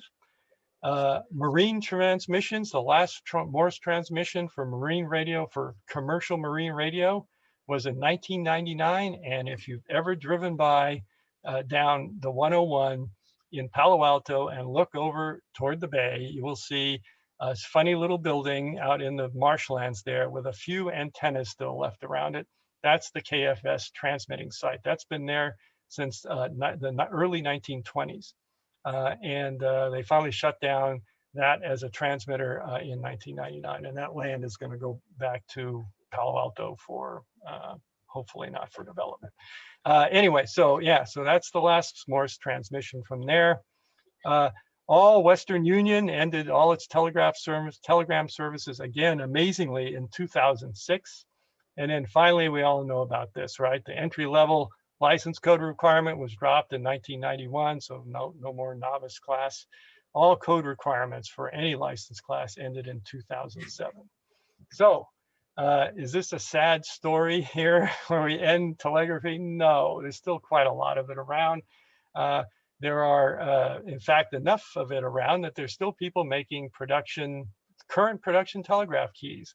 There's a reproduction of a Camelback. I think they got a little too crazy there with the Camelback part of that, but still it's a Camelback key. Here's a couple of paddles. This one is more like an FYO paddle. I love those purple paddle handles on it there. And then this one here is kind of like the right way to make a Nye Viking key with that beautiful lucite thing, and then all this nice machining in there. And then a bug. So this is definitely got to be one of the prettiest bugs I've ever seen. I don't have one of these, but I did find this on the internet. So somebody's making keys like this. So that's what I have to say. I appreciate your kind attention here. This was fun to give, and hope you enjoyed it. This is awesome. I have a question, if it's a silly one. Going back to the 1911, 12, 13, how the spark gap, how did they, I never really understood how they received that. I understand how they transmitted it, but what did they use to receive, and how could they tell? Was that just, anyway, go ahead, I'm sorry. Okay, sure. So there were several receivers around at the time. There was something called a magnetic detector. It was a Marconi invention. And it basically, it was like a tape recorder where the energy from the antenna scrambled a magnetized wire that was running around on a reel. And so the wire was magnetized. It went through a coil that had the telegraphy signal, the spark signal on it, and that kind of scrambled up the magnetism on the wire. And then you had another coil that picked up that scrambled up magnetism, just like a tape recorder, and you had headphones connected to that coil. And so you'd hear kind of a clicky, buzzy sound out of this thing. It was not very sensitive. And just a few years later, after the magnetic detector, you have the crystal detector. So a crystal detector has nothing to do with crystals like you use to set the frequency of a transmitter. It's a crystal in the sense of a rectifier, a very like a Schottky diode rectifier, a very low power rectifier. And so you took this burst of radio waves coming out of the spark transmitter that's modulated by all this buzzy, sparky sound. And it turned it into audio. And of course, there were no amplifiers then. Radio back then was no amplifiers. So no vacuum tubes, no amplifiers. And so you had very sensitive headset, and you could hear the sparky noise transmitted from the spark radio transmitter through the crystal detector. And the crystal detector was, used for, well, these people still build crystal radios. So that was probably the most prevalent of radio detectors up until the vacuum tube era after World War I. So the first model where you used the wire, that when you had to so if you basically had to go through the process of listening to that later. So you might not have received the message until you actually, recovered it off of the second coil. Yeah, except that the wire was rotated. You can look up a magnetic detector, look it up on the internet. But what happened was the coil. So this wire was being magnetized. It was riding around on two reels, so it was a continuous loop. And then the pickup coil was right after the coil that scrambled the magnetism from the telegraph wave. So yeah, so it was the delay was a half a second.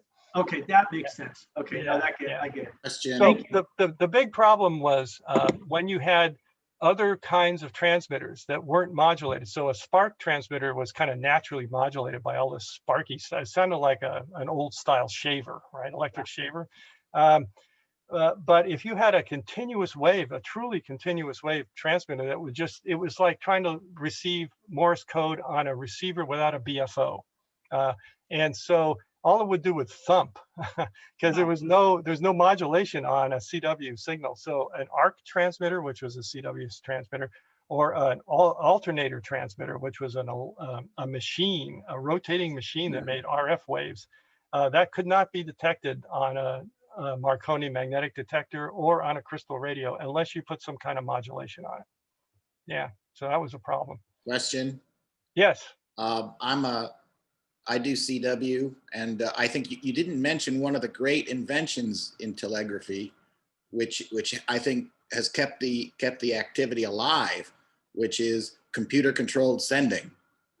That is now, I enjoy hearing and having rag chews and participating in contests, but I don't have to inflict my crappy sending on people because. And I'd be embarrassed, right, to sit there, waste somebody's time, and I'm not very good, but I can copy 30, 35, and north, especially in a contest when it's so scripted. So, computer-controlled sending, I think has breathed a huge amount of new life into the activity, because it really is separated the art of sending, which I certainly respect, though I can't do it very well myself, from the art of copying. Sure. So, I think that the whole point of CW technology is all that radio energy in a tiny radio space, so you get the ultimate digital mode, right? All that energy like a rifle bullet going through the radio space, and that doesn't really depend on a human being's ability to generate that radio wave by putting two wires together. Sure. Yeah, agreed.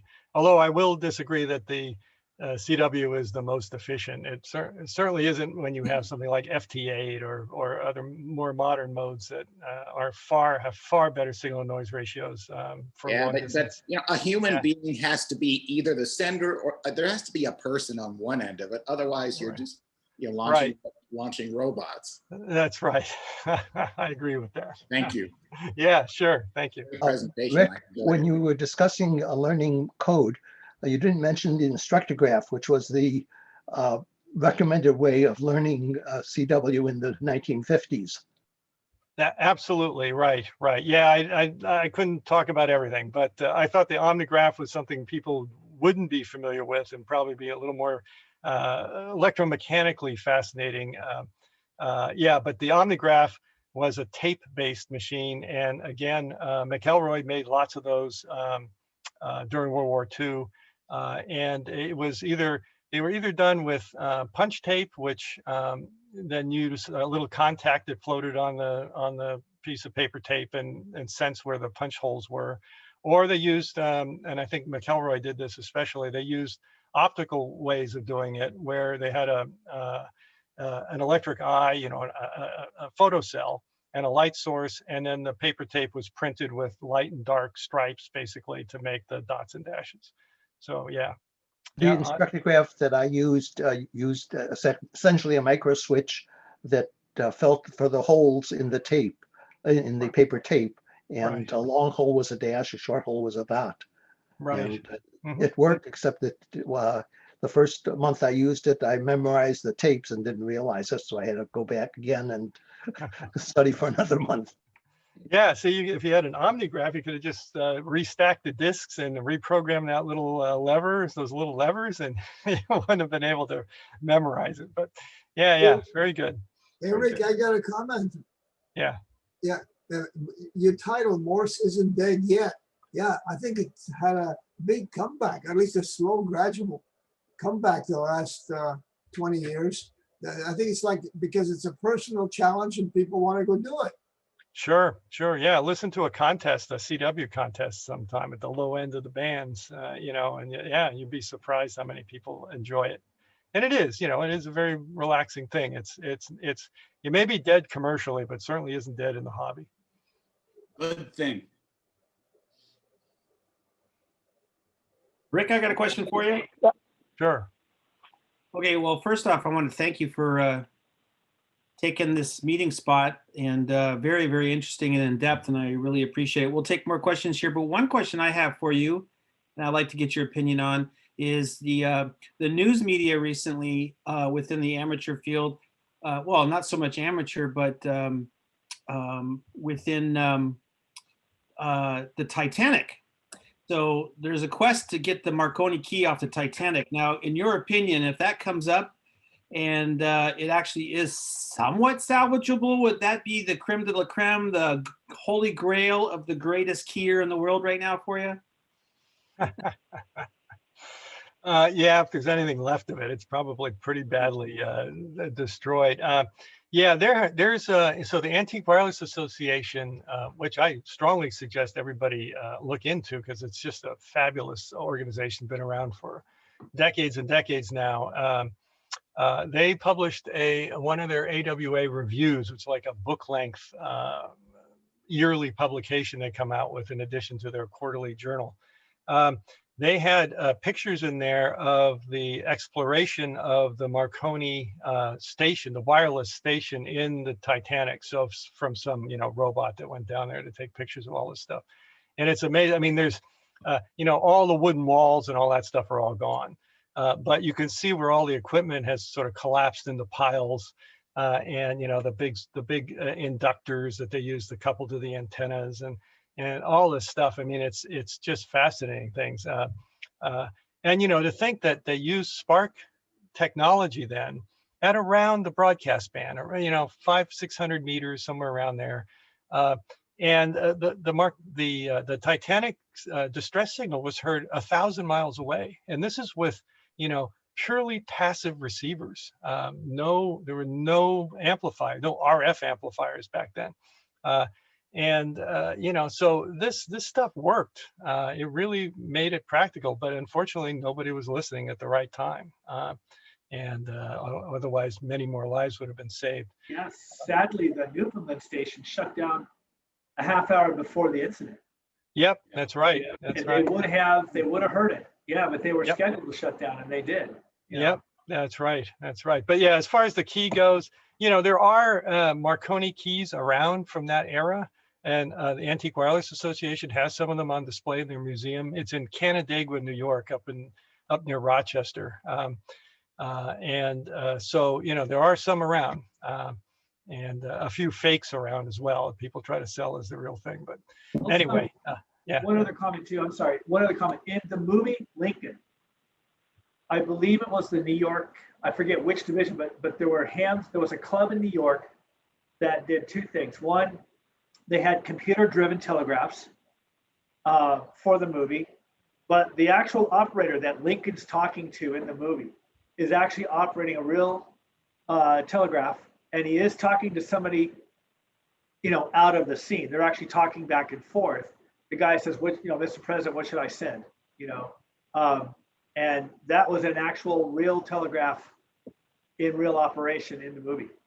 Very good. Yeah, that's pretty rare. Usually they send garbage, like the Three Stooges scene there. They were sending basically garbage, right? But once in a while, there's some ham lurking in the production of a movie, and they'll actually put some message in the telegraph message in a film.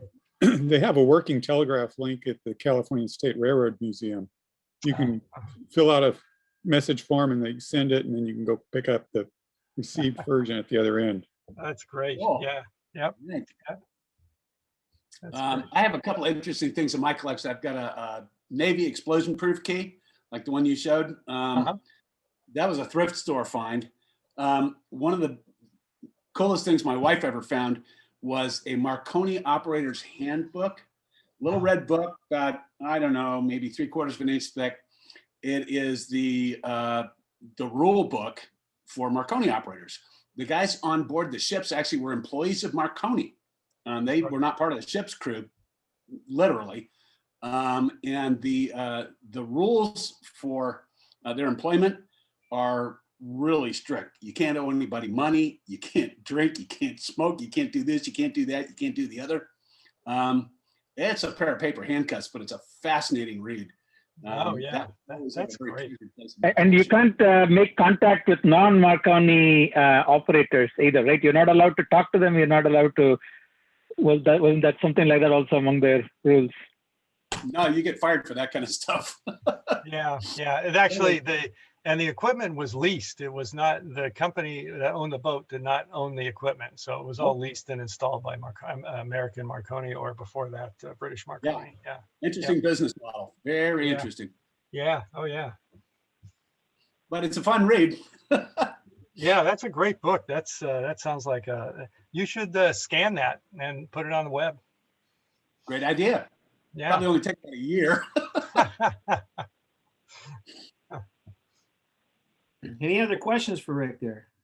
I got a comment. One question, slightly different topic at the because of the end. In your talk notice, it mentioned you're interested in VLF, 30-kilometer band and so forth. Is that atmospherics, spherics, and stuff like that? Is that your interest?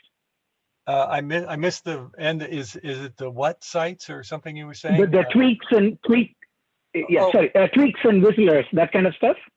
Yes, yeah. So yeah, all that natural radio phenomenon down there. So lightning induced, magnetospherically propagated signals, and also the Schumann resonances way down at 8 hertz. So yeah, at some point I'm going to put together a presentation on that. I think people would love not just to learn about it, but also to hear those signals, because they're just fascinating. But yeah, that's the basement of radio. Yeah. Yeah. Great. Fascinating talk, Rick. Thanks so very much for sharing your collection and your years of experience, and your dad's connection back to early manufacturing is so cool. Yeah, that I really liked to be able to share that with you. Yeah. It was a very good presentation. I learned a lot. Thank you. Oh, thank you. On the topic of tweaks and whistlers, we had a request. I'm working with some of the kids and building some VLF receivers, and I don't know if any of them are still around. They were on the talk. Satvik or Nimisha, are you there? We had a question for you. Yes, I am here.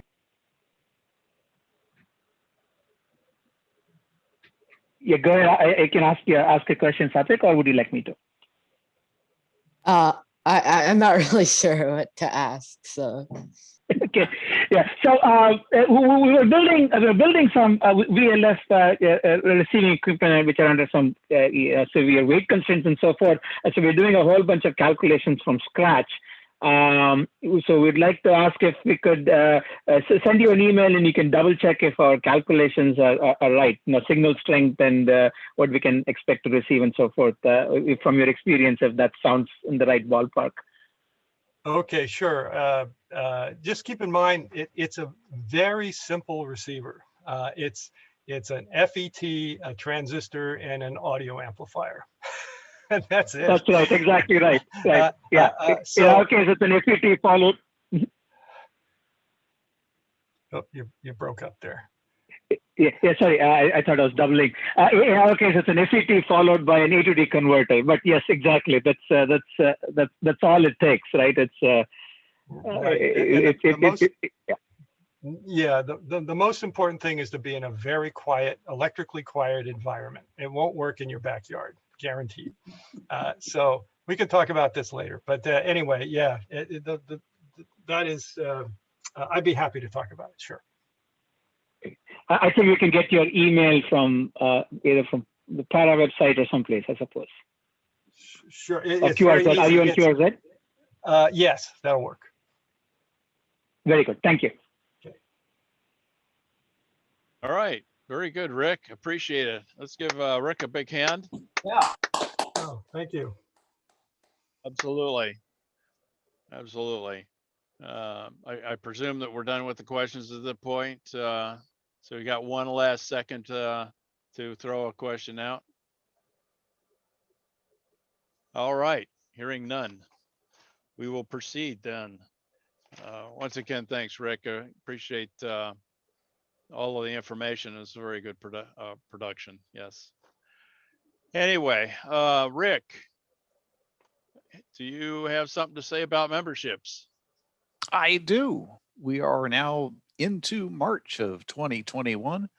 There's a fair proportion of my PAARA colleagues who have not yet dropped a check to the PAARA mailbox in Menlo Park, and have also not gone to PAARAPay at PAARAPay@gmail.org at our eBay website, and you can access that through the PAARA webpage. Excuse me, it's PayPal, not eBay. Indeed, PayPal, yes. So if you go to the PAARA webpage and click on membership and click on renew, you'll get the full information about how to re-up your dues for 2021. And I encourage you all to do that. I know many of us have, but there's still a few who will need a reminder, and we'd really like to keep you on as members of PAARA and as subscribers to the fine newsletter Paragraphs. So keep those cards and letters coming, folks. All right. Have you sent reminders to those of us who need them? I have not yet. We'll do that will. shortly, Reg. It's a little yellow tag on your letter, or your book, magazine, whatever you want to call it. Newspaper, yeah. Newsletter, yeah. We did put warning stickers on the paragraphs this month. That doesn't work with the electronic paragraphs, which I like better. Very, very true. I'll make sure you get a ping. All right, thanks, Rick. I appreciate that. Great job. Hey, Rick, thanks for your hand written correction of my membership date. Yes, I just noticed that after I had printed the paragraphs labels for this month, but we got you up to date and we got your new address. Cool. All right. Let's not forget the Monday Night Net at 8:30 on Monday night on the N6 NFI repeater that Doug orchestrates so well. I know he isn't a operator exactly, but he's the overseer of the event. So thank you, Doug. Great job. Set up now. My net control operators have been very, very reliable. So much so that I don't even bother sending out the reminder emails on Monday morning. So thanks very much to the entire staff of the Monday Evening Net. Pleasure to have you guys all on board, and thanks for making it easy for me. Sweet. And Doug, thanks for letting me back in after I disconnected. Oh, sure, no problem. That was you, Frank. Okay. Yeah. Quick comment about paragraphs. Go ahead, Andy. Yeah, I really enjoyed that article by Miko because he was telling us on the NFI repeater the saga of his horrible sound and how hard it was to isolate the problem. Well, here we got the full details with pictures. That's great. That was a good read. I enjoyed that very much. He did a very good job. Unfortunately, he hadn't made it to tonight's meeting, so you'll have to thank him at some other point in time. All right, moving right along. Let's not forget the 9 a.m. TalkNet every Monday through Friday on the N6 NFI repeater. Let's also, though he's not at the meeting either, thank Bob Ventoul, our editor, for putting together the last issue with Miko, as Andy just mentioned, and Rich's articles in them. I received them in a very timely manner, considering I had none for this last issue. I have one more that Joel wrote, and after that, I've got none again. So you have a little time, but let's not waste it, and get me another story or two so that I'm not so anxious. And Jim, if I can jump in. Yes, Rob. While on the topic of paragraphs, there was a typo. Thank you, Rich, W6APZ. When we were talking about upcoming Zoom dates for the meetings going forward, October meeting was a typo in the newsletter. So it will be the 1st, October 1st. So if you see that, it's a typo. Okay, got an extra 0 in there, did we? Good catch, Rob. Hey, that looks like a menorah behind Joel there. It's not. That's the. It's not. Not. Those of us that have worked on the repeater site should recognize it. That's Absolutely. the PAARA repeater. Right? Let me get out of the way. Yeah, other way. There you go. So that was right after it got bombed by the fire suppressant. That hill was on fire off to the left of that picture, and they saved our site, by the way. Cal Fire did us a huge favor. It was all covered in that pink goo stuff, whatever. And that's what saved, and that's really what saved us this last fire season. But as you'll see in my name tag, I'm going to steal a little of your time here, if that's okay, Jim. Actually, if you could wait a second, I'll down here we've got some general announcements. If we can get this other little trivial nonsense out of the way. Okay. Perfect. Thank you. Let's not forget our advertisers and paragraphs to make sure that we let them know, especially in these times where we can't go to see them if we order online or anything, that we saw their ad and paragraphs, so they'll keep renewing. That would be a wonderful thing to do. I have a quick question. Are there any new hams or upgrades? Nope. A big Zippo. All right, you're up, Joel. Well, I thought you were going to ask, is there any old hams? Huh! Oh, we all qualify for that. Sorry. We all raise our hand. Yeah. Joe, you look so intent. Well, hey, everybody. So it comes with the, yes, Joe. Oh, yes. Never mind. So we have a new machine. Well, it's more machine. We've added to it.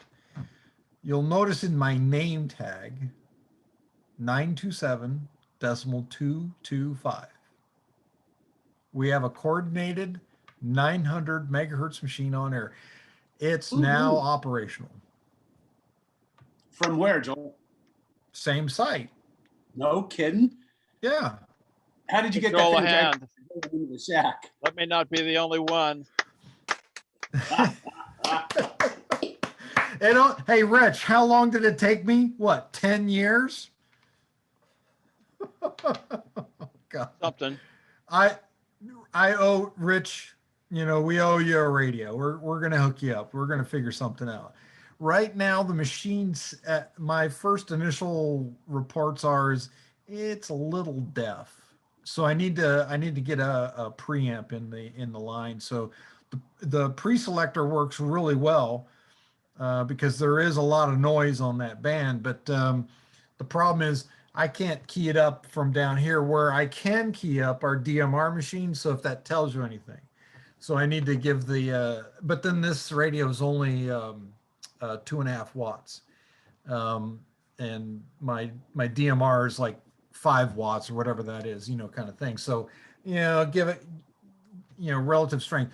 But I was in Palo Alto, right off California Street. They have that new 4-story parking structure 1 block over from California Street.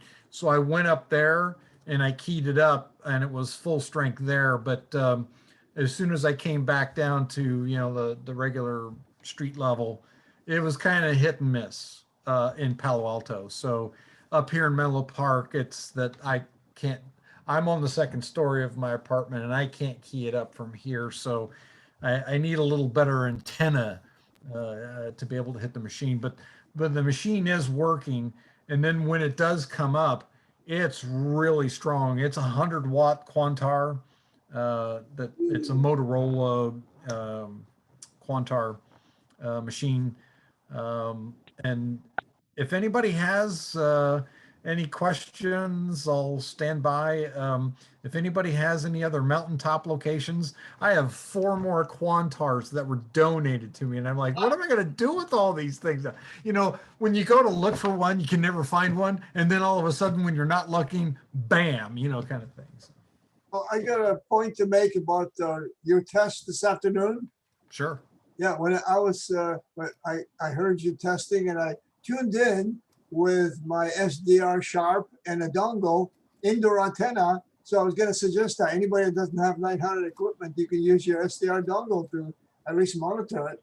To listen to it, yes, of course, yeah. So, and that's going to be the issue, of course, Andy, because there's very little radios. I mean, this is a very rare Alinco. It's a DJ G29. They only made them for so long and then they discontinued them. They're hard to find. Yeah, there's no way I'm giving this thing up. But so it was one of the very few amateur made, by amateur company, like Alinco, Kenwood, whatever. But Alinco was, I think it's the only one other than a Kenwood. And Kenwood got into the business because they made the radios for taxi cabs and tow trucks and stuff like that. So they're out there, but they're few and far between. What I'm going to be working on is trying to secure a purchase of some radios that are Motorola, that are way more common, and the fire departments are getting rid of the 900 band. They're going to this other trunking system anyway. So basically, I'm trying to find a deal on a batch of the Motorola's and get those programmed up, and then we're talking about taking care of some of our members because they were angel investors. And then the rest of them, I think we'll find new homes. We'll be able to raffle some of them off, that kind of thing. So stay tuned. Hey, Joel, question. Sure. Yeah. Is there anything like that hack RF, or what is an alternative to the dongle that actually is a transmitter and a receiver? Is there anything like that that's not too costly and will transmit there? Well, costly is relative. I mean, if you look at a hack RF1, it's more than $150. Oh. So, but it will transmit. You have to know how to use GNU radio. But so I can find radios on eBay, like Motorola, the GTX series, there's GTRs. They were the kind you would see police and fire would use. those radios, I can find them for around $100. Okay. And they still make battery packs. They don't make those series anymore. They make different ones now. But so that's the point, is I can find commercial radios for, it's a little more, it's more expensive than a Baofeng, but it's a 900 and it's a Motorola, which, you can drop those things pretty much and they bounce and stuff like that. Any other questions? Question about the site. Yeah, Joe. Rich. Sure. Looking at the background, there are a lot of trees there, and I see another house in the background. Wouldn't it be to everybody's advantage to get those trees cut down in terms of future fires? That's a great question, Rich, and that is of a concern. Our benefactor is, this is the homeowner, we're on his site. By the way, that little green shack, Jerry Tucker made that shack. That's our Jerry little, yeah, Jerry Tucker made it. Doug Teeter helped out. Jim was instrumental. So there was a team of us that put the site together. So hats off to the whole team. But Jerry did the lion's share of the little shack building that we have. But so the tree, yes. The problem is right behind that spot is right up next to the property line. And guess which side that eucalyptus tree is on? The other side. It's on the other side. That's the problem.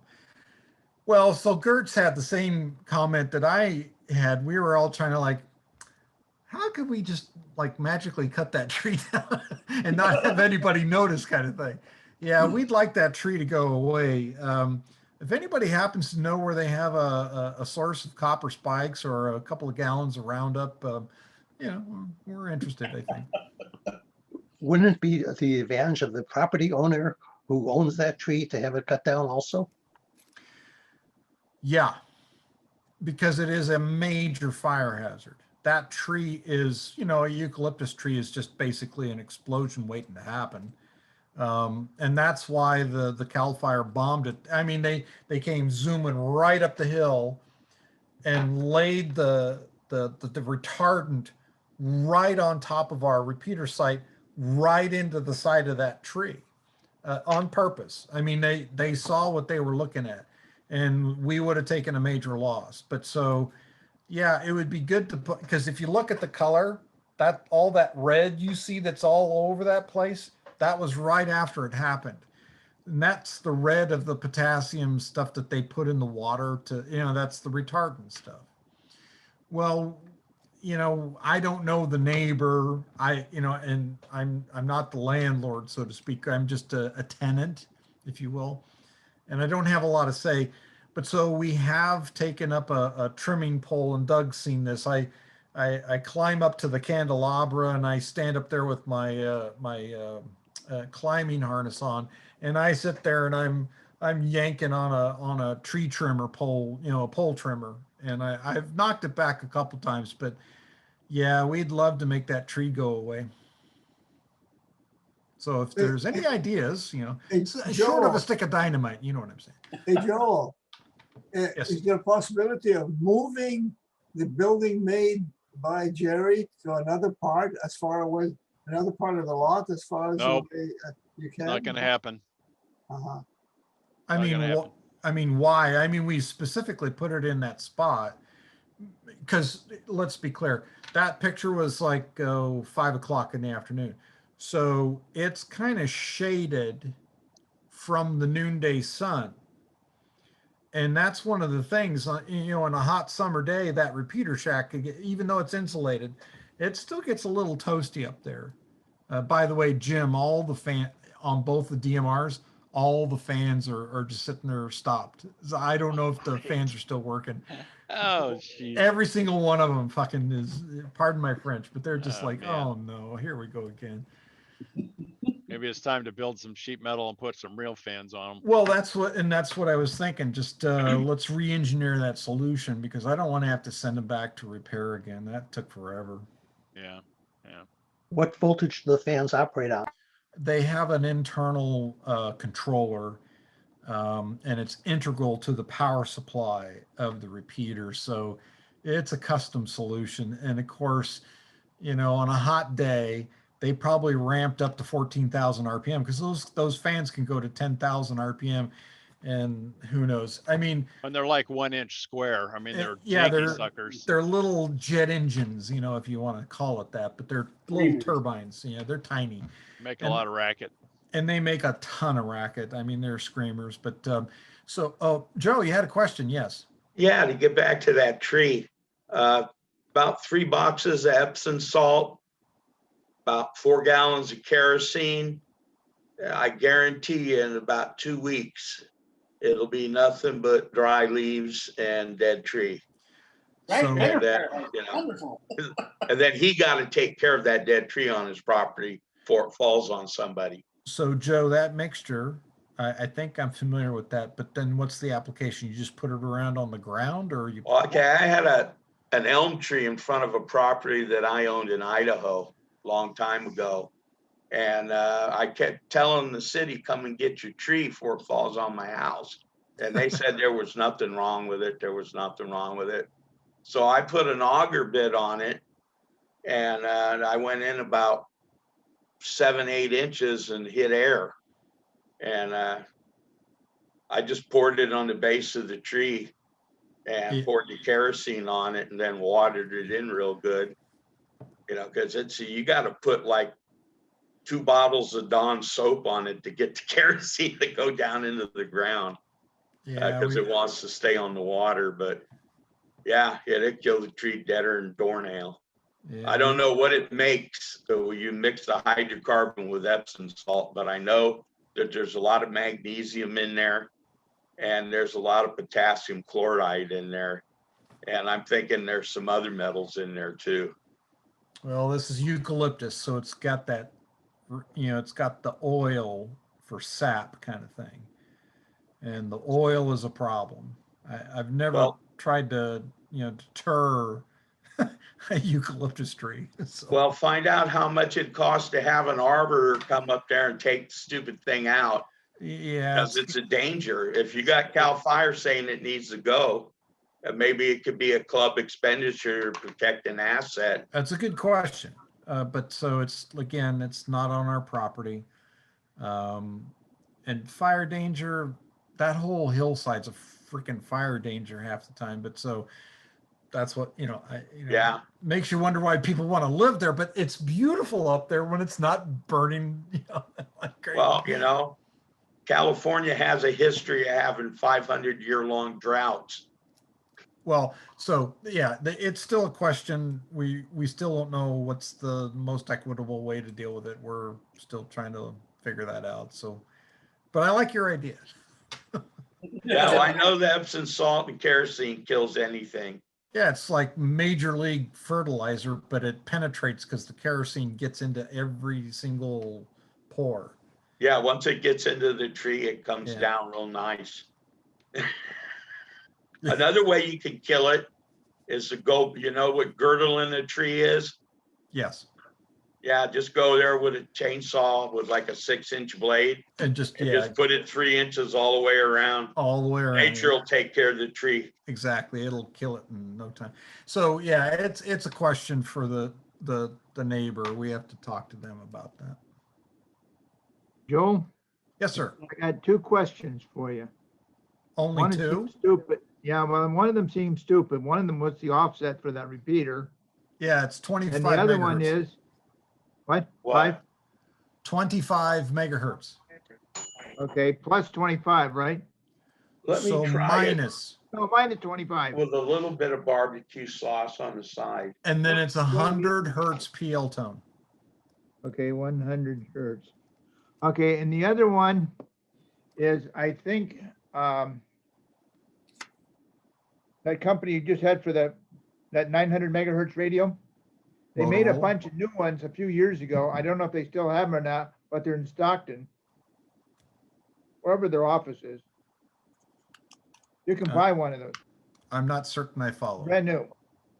What, Motorola? No. The one you were holding up. Yolinko. Yolinko? Yeah. They started making them a couple of years ago, and they made a batch of about 200. And they Get still have a them. bunch of them. What? Get them. Yeah. I'm not I'm not kidding. sure. If everybody listen to me, if you find out that they started making this radio again, get them. They're great little radios. And I don't remember what I paid for it, but I didn't blink an eye. It's a 900 220. It's a dual band 900 220 rig. It will be the one rig that it will be on the only bands, you know what I'm saying? It's the, everybody's got 2 meters and 440.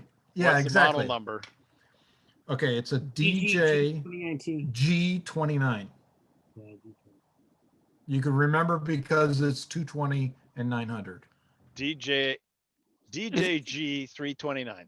No. DGJ29. I have a couple of them. I bought them for the 220, but I've never used them on 900.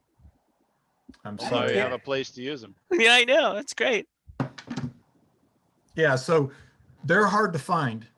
Like I said, everybody that I know that has one, they never want to sell it, and they never show up on eBay. So that's the thing is, if you can find them, grab them. And I was told by a guy that supposedly worked at Elenco that their repair facility is in Hayward here. Could be. But I don't know if they have parts. That's the problem. So if it blows up, I don't know what you do. But so there's certainly Motorola radios, and there's lots of those because like I said, police and fire, they've moved off those bands long time ago. So they're out there. They actually still make some, but you don't want to buy the new one because those are really expensive. They're like $400 or $500, but the older ones work just fine. And that's what I'm going to do for you, Rich. We're going to get you hooked up with a GTX because they work fine. They're bigger than this, and you program them with their software. You can't do it like you can on a ham radio, but it's like programming any other radio with a computer. Rachel, how long ago was it you bought yours? Probably 6 years ago. It's when they were selling them out because they were basically closing them out at an HRO, and I got them dirt cheap. You know, Don was saying, "Hey, these are on sale if you want 220." Exactly. So I said, "Give me a couple." I never thought we would have something that I could use for 900. Yeah. Now, so Rachel, you and I were probably up in the fringe area. Where I need to come up with and I have one downstairs in my storage. I just have to build the little connector, but it's got the normal SMA connector, but we need to get little Yaggies to point at the machine because it with just the ducky, it doesn't open up the squelch on the machine. So. Okay. Gary just pointed one out. He was waving it around. You didn't see it in his video. Here it is. He's back again with the thing. Yeah, that'll work. That's fine. Yeah, it's got a couple of elements of gain. So. Did you make that, Gary? It looks like an arrow. Yeah. No, it's Okay. No, I bought it from M Squared. M Squared, yeah. Okay. I think it was like about 50 or 60 bucks for it. I got the bigger boy from M Squared, which is anodized. It's powder coated black. It's the bigger boy. Well, they make them with 30-foot. Oh yeah, you can get the monster. Yeah, but watch where you point that thing. All right. Hey, Joel. Yes, sir. You wouldn't happen to know if that current Elenco Tribander, the one that has the 220 and a 1.2, has a diode cut that drops it down to 9? I don't believe so. But that's, we need to go look at the forums. We just need to find out has anybody researched their diodes, kind of thing. And usually that stuff you can find on the Mods DK website. So that's just a, click away. We can go research that and take a look. Yeah, because those are on sale at HRO and probably on sale at the other joint too, and probably on sale. Elenco might have a batch if somebody asks them. and they might run a bunch. I don't know. What I'm hoping is I can find some kind of Wushun Baofeng knockoff 900, but the thing is they don't allow 900 in China. Their taxis are on other bands. They you know, the radios that they have, Yeah. they have another band that we don't have. It's just below 440. It's like 3 something.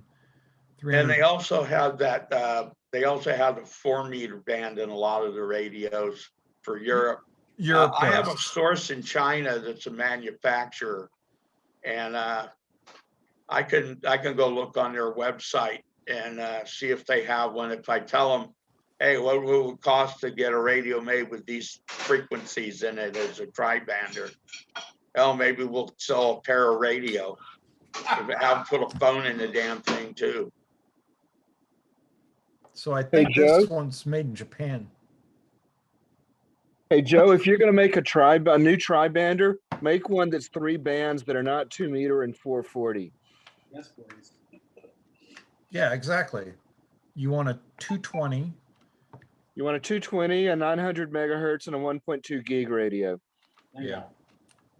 Yeah, that was what I was thinking. What's the If call we don't sign of the occupy 900 those meg? frequencies, if we don't occupy those frequencies, they'll give them to somebody else. That is Sell 'em. exactly the point. That And is that's why I said, if you get a bunch of them radios, you can sell them at a club meeting for $100 a piece. look, everybody here's got 2 meters, right? Everybody. Yeah. Okay. But do you, and most of you probably have 440, but how many have a 220? I have like 2. And then I have how many other- people have 900? I don't have anything above 440. That's the problem. Yeah. Yeah. I mean, I've actually, when I was looking, I couldn't find a radio that would, I needed 2-meter 440 for the Santa Clara Cupertino work, but I also wanted one that would, 220, 900, that sort of thing. So. Well, what we want, and Daryl, this is why we did it, 2 meters chalked. If you look at the coordination space for 2 meter, there's no room. Okay. It's done. Yeah. Right. I think Andy's holding up one. Is that a? That's a Yaesu brick from the 1990s. Okay. And that's a 900? No, 220. Oh, just 220. Yeah, yeah. 220 through 225. Yeah. Well, so my point is, if you look at I'm sorry, I just messed up my thing here. Yeah, no, it's good. We get those radios. That'd be great. Hey, Gary, how long ago did you get yours? 2 years ago. I saw it in the magazine advertisement in both CQ and QST. I called up the guy and placed an order. It took almost a year later before they ever shipped it to me. The first one I got, one of the frequencies was out of spec. I took it back to them over in, Fresno or wherever it was at. And they gave me another radio and I took it home. So I have 2 radios. One is the one that goes 2 meters, 440 and 23 centimeters. The other one is 220 and 900 megahertz. So, Gary, you And put I think in I a paid a special little over order for 200 that. bucks a piece. But that was a special order for that, for the 900 radio. No, they put them in the thing there. They made 200 of them. The factory made 200 of them. Okay, then that's the story of what happened to the leftover parts they found. And they made one final production run. And so you got one of the last ones. Can you guess what this is? I can't see the digits well enough, Andy, but I'm assuming Also out of focus, dude. it's a lane code. No, Santec. Santec LS202A, upper lower sideband and FM. that's a rare one. Yeah. All right, so I think we beat this horse to death. Great job, Joel. Great report.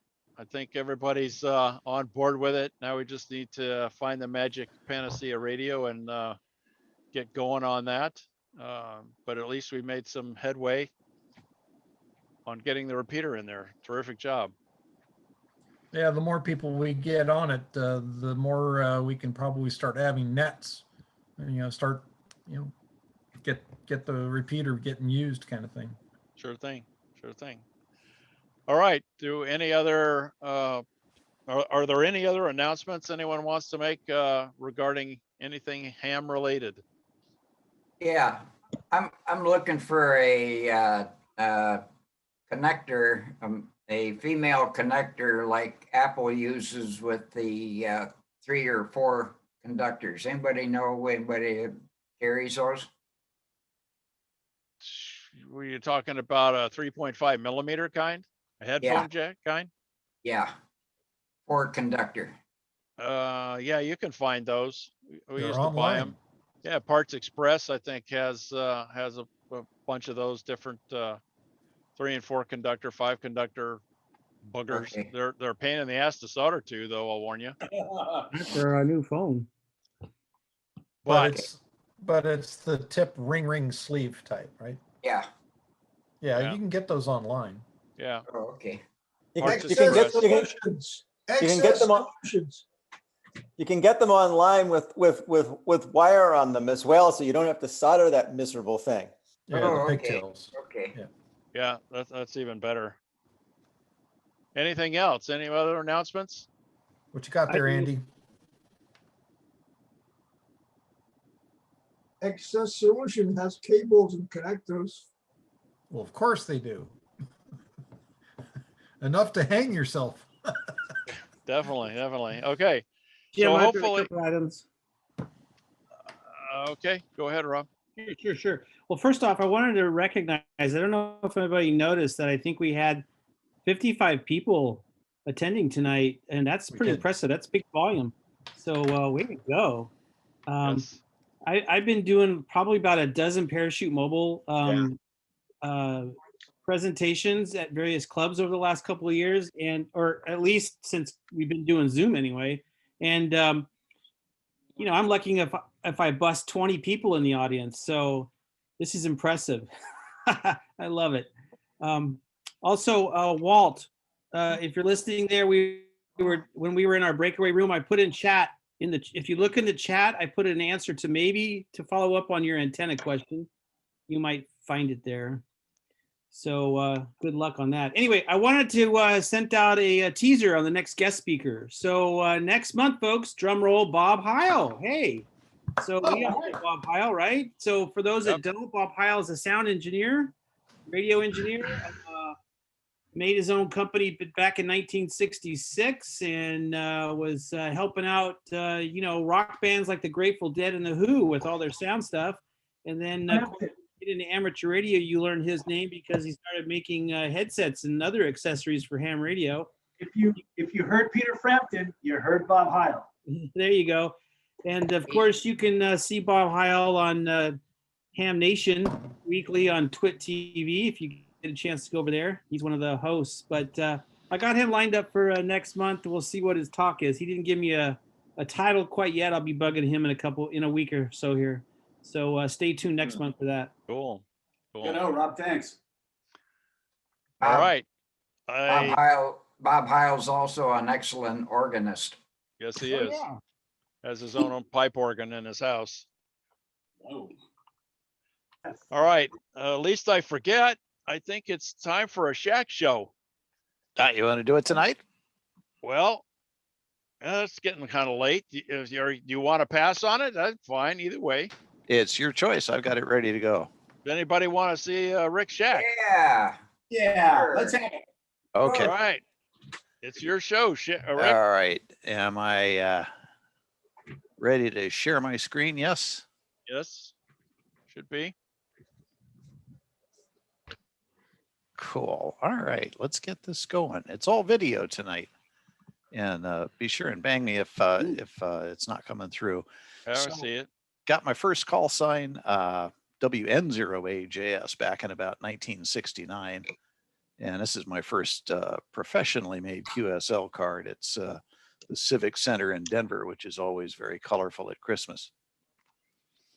So then I was off the air for about 25 years and moved out here and got active, 15 years ago. So in my shack, I've got, of course, a map of the world. My son got me, and I put a red dot for every country I've got confirmed. Nice. And you can see that it's pretty much concentrated. Here's the Caribbean. And there's Europe. Europe's pretty good. And then I've got a bunch of islands scattered in the South Pacific. Africa and most of Asia are pretty hard to hit with, well, here it is, a basic vertical antenna. That's my entire antenna farm. Every ham shack has a set of QSL cards, including a number of these are from kids I went to high school with back when dinosaurs roamed the earth. Then I picked up a few interesting DX QSL cards. There's a club member. And there's one from a guy who you might be familiar with that I got back. Anyway, that's been several years, 2010. So that's been 10 years ago. Worked Marty on PSK 31. Few more cards. I mean, every cool ham shack I've ever been in has had a wall of good QSL cards. There's my personal favorite. Barry Goldwater. Yeah.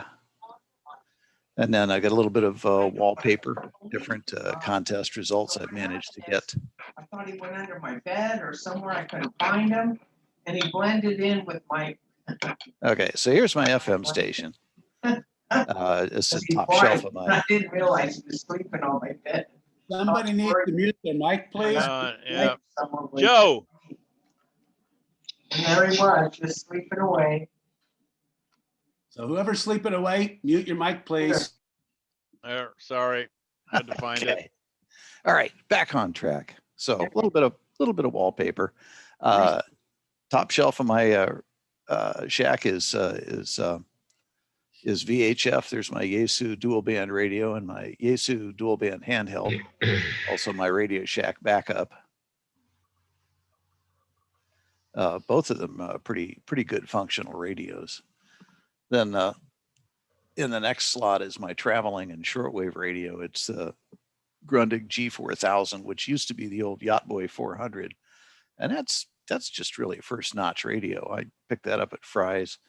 I keep a radio, GMRS radio for local CERT activities. Got a couple of reference books on the shelf. Got some old issues of QST and a bunch of paragraphs. My main HF radio is a Yaesu again, an FT DX3000. I've had it about 5 years and just been very happy with the radio.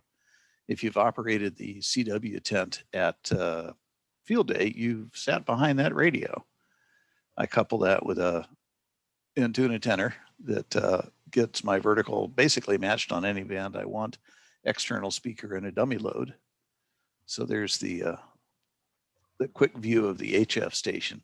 It's got a decent but not a great band scope on it, highly adjustable. So for logging contests, I use N1MM, and it includes the ability to send either Morse or voice to do the contesting exchanges. Interesting YA patterns. It's a good logging program. I like it. I will admit that during a CW contest, I will use CW Get as a crutch. It helps me copy CW. I don't rely on it completely. No shack is complete without some project radios. The NC121 is the same model as the radio I had as a novice. Pretty decent 6-tube 30 megahertz bandwidth receiver, although the top band was, of course, pretty deaf. I got a Kenwood R2000, which is a good general coverage receiver. This guy's got scratchy pots and scratchy switches, so it needs a little bit of TLC. But that's been a good radio for me. I think Marty's got one for sale. Finally, I picked up at an estate sale an astatic microphone that I really don't have a use for, but Darn, Looks it is, cool. it is pretty. Yeah, it looks good sitting on a desk. Yeah. There's the back end of the 6-tube radio. And that's pretty much my story. Thanks for visiting my shack. Thanks for the tour, Rick. That's great. Nice. Very nicely done. You didn't even A have to great leave. shack and great shack. And along with that, I also noticed that it was perfectly scripted. The video didn't pause at all, but his the speakover and the showing was just absolutely in sync, neatly done. Shree, thank you very much. I don't know if you know the history about the static microphone, but it was created by two engineers back east. They were hams. They wanted to come up with something in the way of a microphone that wasn't bothered so much by static. Very cool. Static was the name. If you look it up and online, they'll tell you more about it. Excellent. All right. Thanks, Frank. I have about 4 or 5 of them. Cool. One dynamic, one black one that's never been used. Ooh. Virgin in the box? Yep, in the box. Right on. Anyone else want to give us a tour? No. All right. Bunch of excited people here. I guess No, we're you all don't falling see- asleep, so I guess, I'm sorry, Doug? You don't want to see the mess here. I didn't get a chance to clean up. So Yeah, Rick, well, thanks mine's for a getting total me out there. disaster. I'm sitting in this kind of little hole here, but anyway. All right, well, unless, one last call for anything else. How's that? Nothing here, but thanks. All right, Is it hearing beer? nothing. Is it beer and pizza time? Yep. Hearing think nothing, then I officially call an end to our March meeting. And if you wish, one last comment I guess I didn't make was the March 17th board meeting will also be on Zoom. So email me if you're interested in attending, and I'll send you the link when I send the links out. Other than that, I'm gonna call it an evening. Thanks for a joining, quick one for everybody. you. What? Quick Thanks, one, Jim. Jim. This is how I launched my antennas. I put a 1-ounce sinker on one of these things that are not called arrows. They're called bolts for a crossbow. And I got two J-poles strung up in 2 trees next to this rented house using a crossbow. No, one of them was by this crossbow. The other one, I couldn't go that high over a 70-foot tree. So Chris, AI6KG, came over with a tennis ball launcher and that shot way over it. And I put halyards up there. The next thing I'm going to do is string up some HF antennas. Cool. Andy, are you telling me you have a crossbow? I'll show it to you. No, don't. Danger late. warning to Will Robinson. Too late, man. That's real Robin Hood now. Yeah. Here it is.